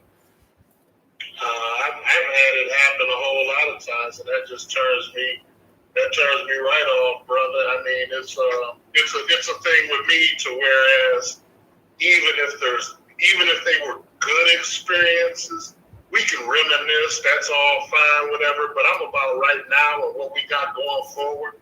So even if you're just a friend, I've got some homeboys that I've had to let go, man, because every time you see the nigga talking about some, man, remember when we was in 12th grade, this happened, this nigga, I'm not in 12th grade no more. I'm not a child, man. That's some stuff. So every time you ain't got nothing to tell me from the time we was in 12th grade to now.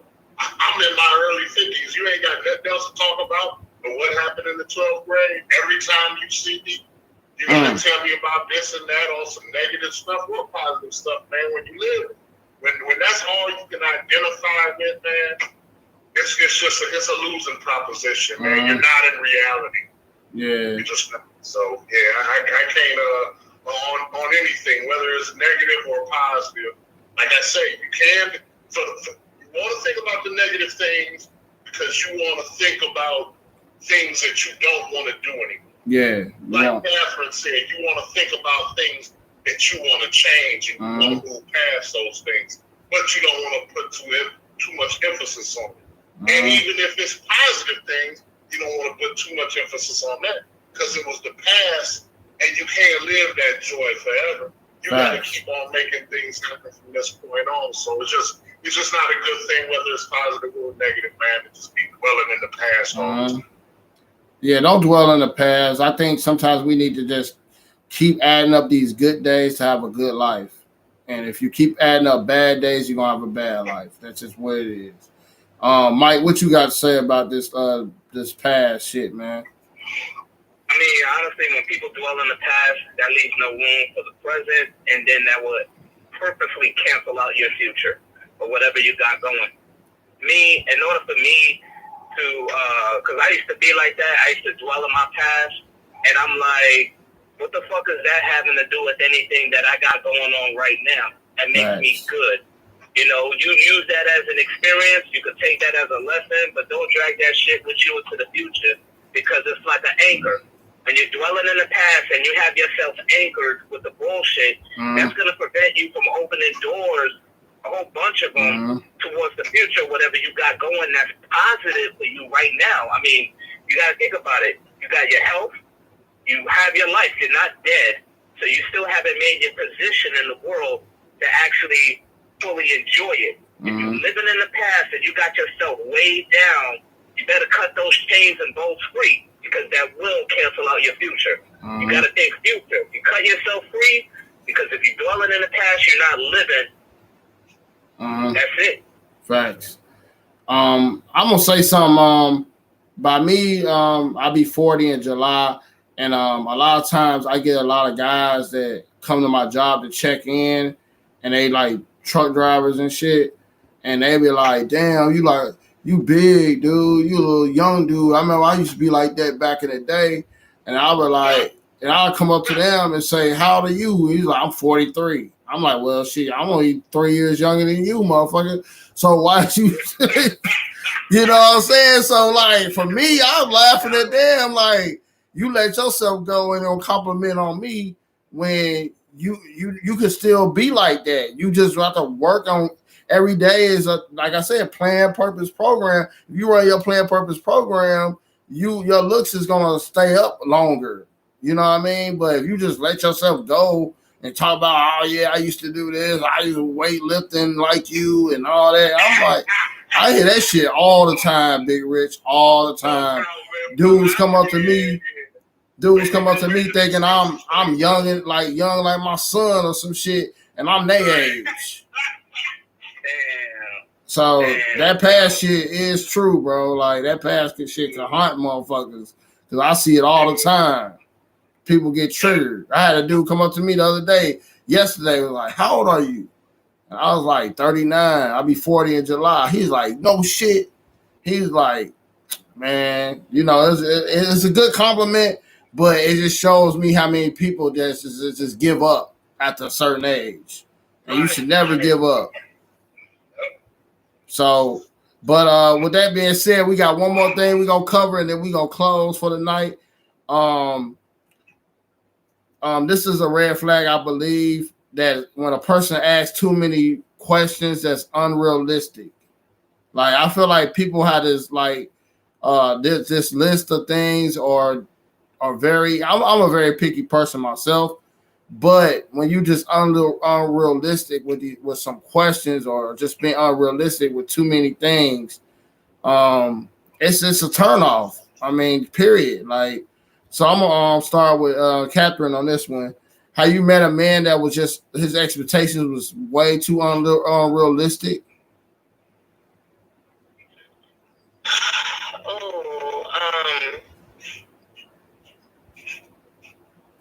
No, I would say that. I mean, Well, women, y'all ask all the damn questions, so I guess you would know. I would say no to that. All right. Michelle, what about you? Have you met a man that asks too many like unrealistic questions or act unrealistic about his life? When you say want to need to do something unrealistic, is what you're asking? I'm just saying, just being unrealistic about just having a future with you, or just you know, just living worldly, too worldly that you like, eventually like, this dude just over the top. He ain't no good fit because he's unrealistic about things. Basically delusional as fuck, okay? Yeah, I feel dated delusional. Yeah. The delusional part was we didn't match, and in his mind we did, and we didn't. So I would say, yeah. I mean, you can. Did you ever let him know? Like he still ain't get the fucking message.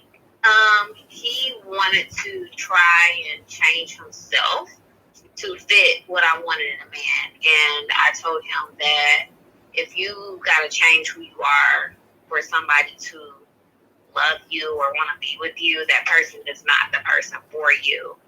So yeah, that's facts. That's facts. Facts. Big Rich, how you met women that's too unrealistic, delusional, or ask too many unrealistic questions? Oh, absolutely, man, absolutely. And I try to tell it wrong, but I'm real quick to tell people that this ain't an interview session.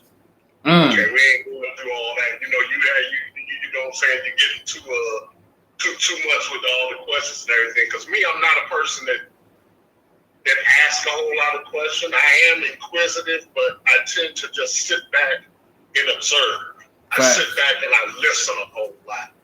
Now, because you don't have to ask a lot of questions if you just watch a person's behavior and listen to the things that they talk about.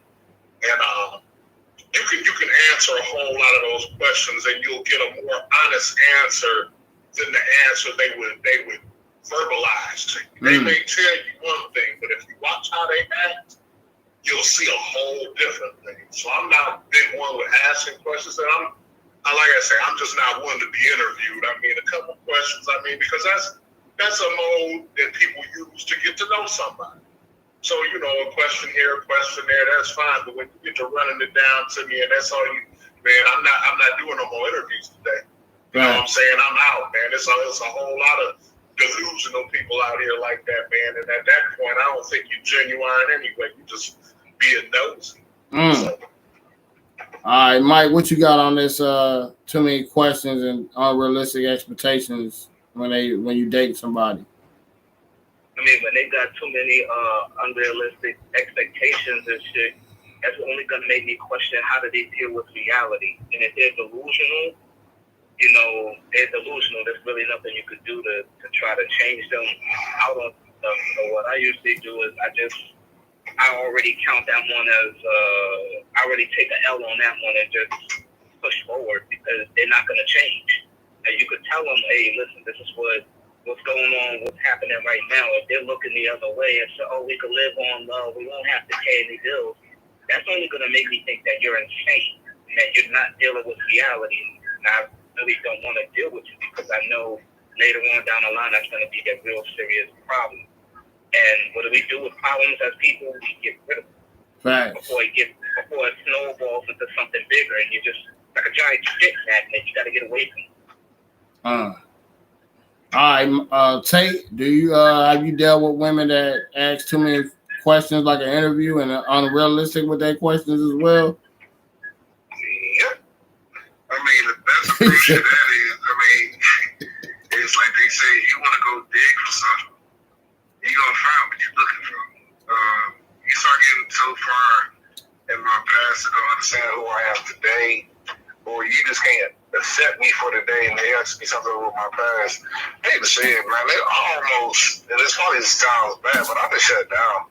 Like, it's no purpose in me trying to explain that to you.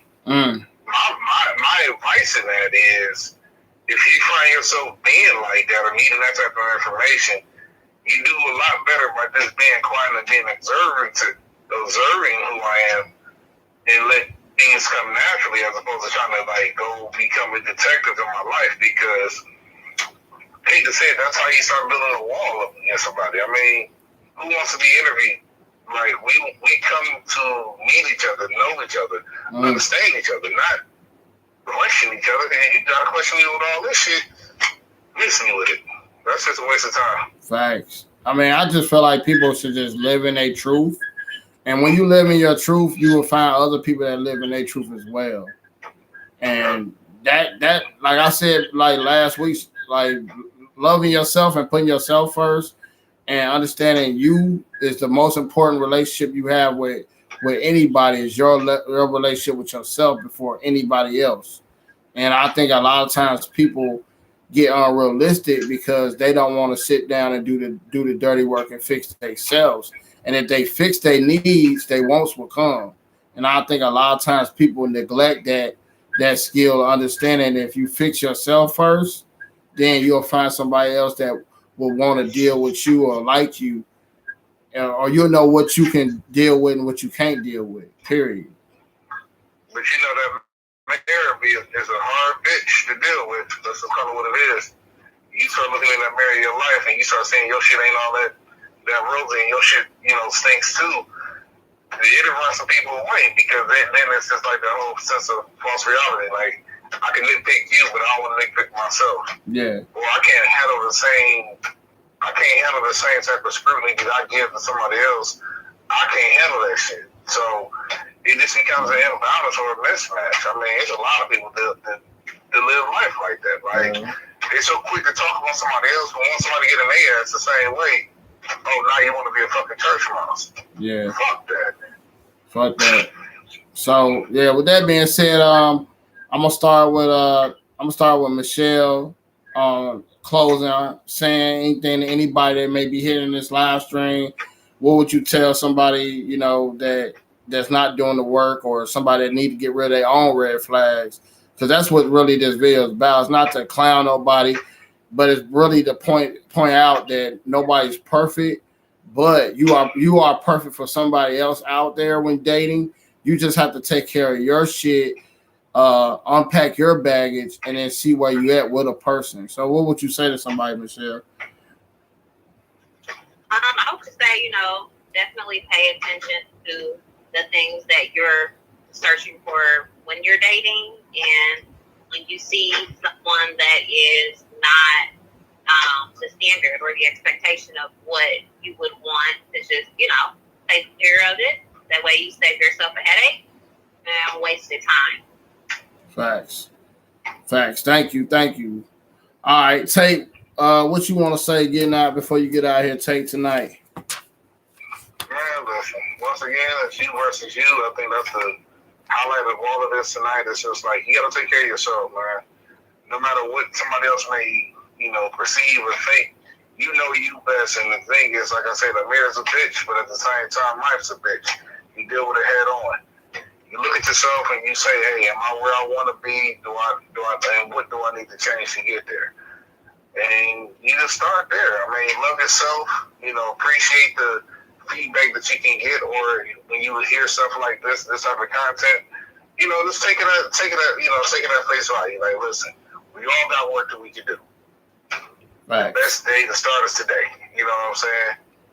Well, no. It'll make you better, tomorrow. So just do it. Shit. Like Nike, just do it. Yep, just do it. Like Nike. All right, Big Rich, what you guys saying, man, before you get out of here, man? I just want to reiterate again, man, if you're having problems out there, something that's an addiction to you, seek some professional help. I'm not qualified to help you. No one on this panel is qualified to help you. You need to seek some professional help, because when you're dealing with an addiction, it's not a habit. Habits we can change, we can drop by ourselves. An addiction is something that you need a professional to deal with, and there's nothing wrong with going out there and getting some help for yourself. But as far as red flags go, and keeping with the theme of this stream, when you see red flags in someone else, cut your losses and go the other way. You don't want to keep on trying to, okay, you're going to give this person a chance, you're going to give them another chance. Cut your losses and go away, because you got to understand one thing. Everyone doesn't want to change. Everyone doesn't want to even do that. They're fine just being who they are, and they want to force themselves to be part of your life, and that's just going to be detrimental to you. So cut your losses and walk away. Keep on doing you. Love yourself and be good to yourself. That's it. Facts. Appreciate you, bro. Catherine, what you got to say? And I have Mike had the last word. It's gonna go out. Just pay attention to who you're dealing with, who you get involved with. You already know what you can deal with and what you can't deal with. So if you are already seeing that, and it's already letting you know, your intuition is telling you something ain't right, just go ahead and just, like Rich said, just walk away from that, because ain't no use in getting yourself involved in something or keep it going that's going to ultimately end up hurting you. So, a lot of times we try to keep, going forward with something, trying to hope it's going to change, and all the red flags with that are your, because everybody got different red flags. Some of them may be the same, some may be different, but if you see something that's already a red flag to you, and then you start seeing more, go ahead and get out of there, because you already know it can't get no better. Facts. All right, Mike, what you got on this red flag thing, man? Man, this red flag shit only made me realize a few things, and it's real serious out there.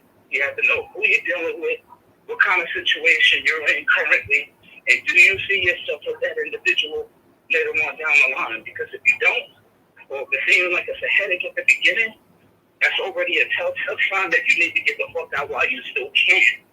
Don't be caught up in certain shit where you go ahead and you think it's gonna change, like Catherine said, and you don't see the red flags, and you decide to stick around. It's ultimately gonna cost you. You have every option to leave a situation as quick as you got in it. Don't wait until you prolong the situation and trying to stay to see what could come out of it. Because as long as you stay in it, it's going to take even longer to get out of it. So just beware. Any red flags that you may have, work on that, improve on yourself, and make sure that somebody else, whoever it is that you're dealing with, brings something to the table and is as equally balanced as you. So that way when y'all both get together in life, y'all both can move forward. Because if you're dealing with somebody that has red flags, you're going to be stuck. And find God, most of all. Because when you find God, everything else, the path will get clear. That person will eventually leave if they're a problem. But you have to make that change within yourself. Improve on yourself. Stay on that fucking purpose. And that's all I'm going to say. Just find God. Stick with God, man. Be close. Facts. I mean, it always starts with you. It starts with you and end with you. If you have to get butt ass naked in front of a mirror and self-evaluation yourself and psychologically evaluation yourself to take away the red flags or know what you need to work on, do it. Look at yourself in the mirror and pray if you have to. Pray for a change. Pray for a different mindset. Pray for the people that talk bad against you, the people that spat in your face, all that. Just pray. Just keep your enemies close, but keep your mind clear for blessings and lessons that's headed your way. You know, that's pretty much what I really want to say on this video is make sure that you don't become the flag.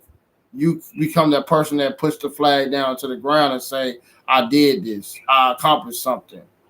You know what I'm saying? So, but at the end of the day, I feel like we all can change. We all got room to better ourselves because every day we either helping somebody or we're not helping nobody. We either counterproductive or productive. Let's just be productive. That's why I always tell y'all to stack your life, stack up your life. Because when you stack up your life, you're helping somebody stack up theirs.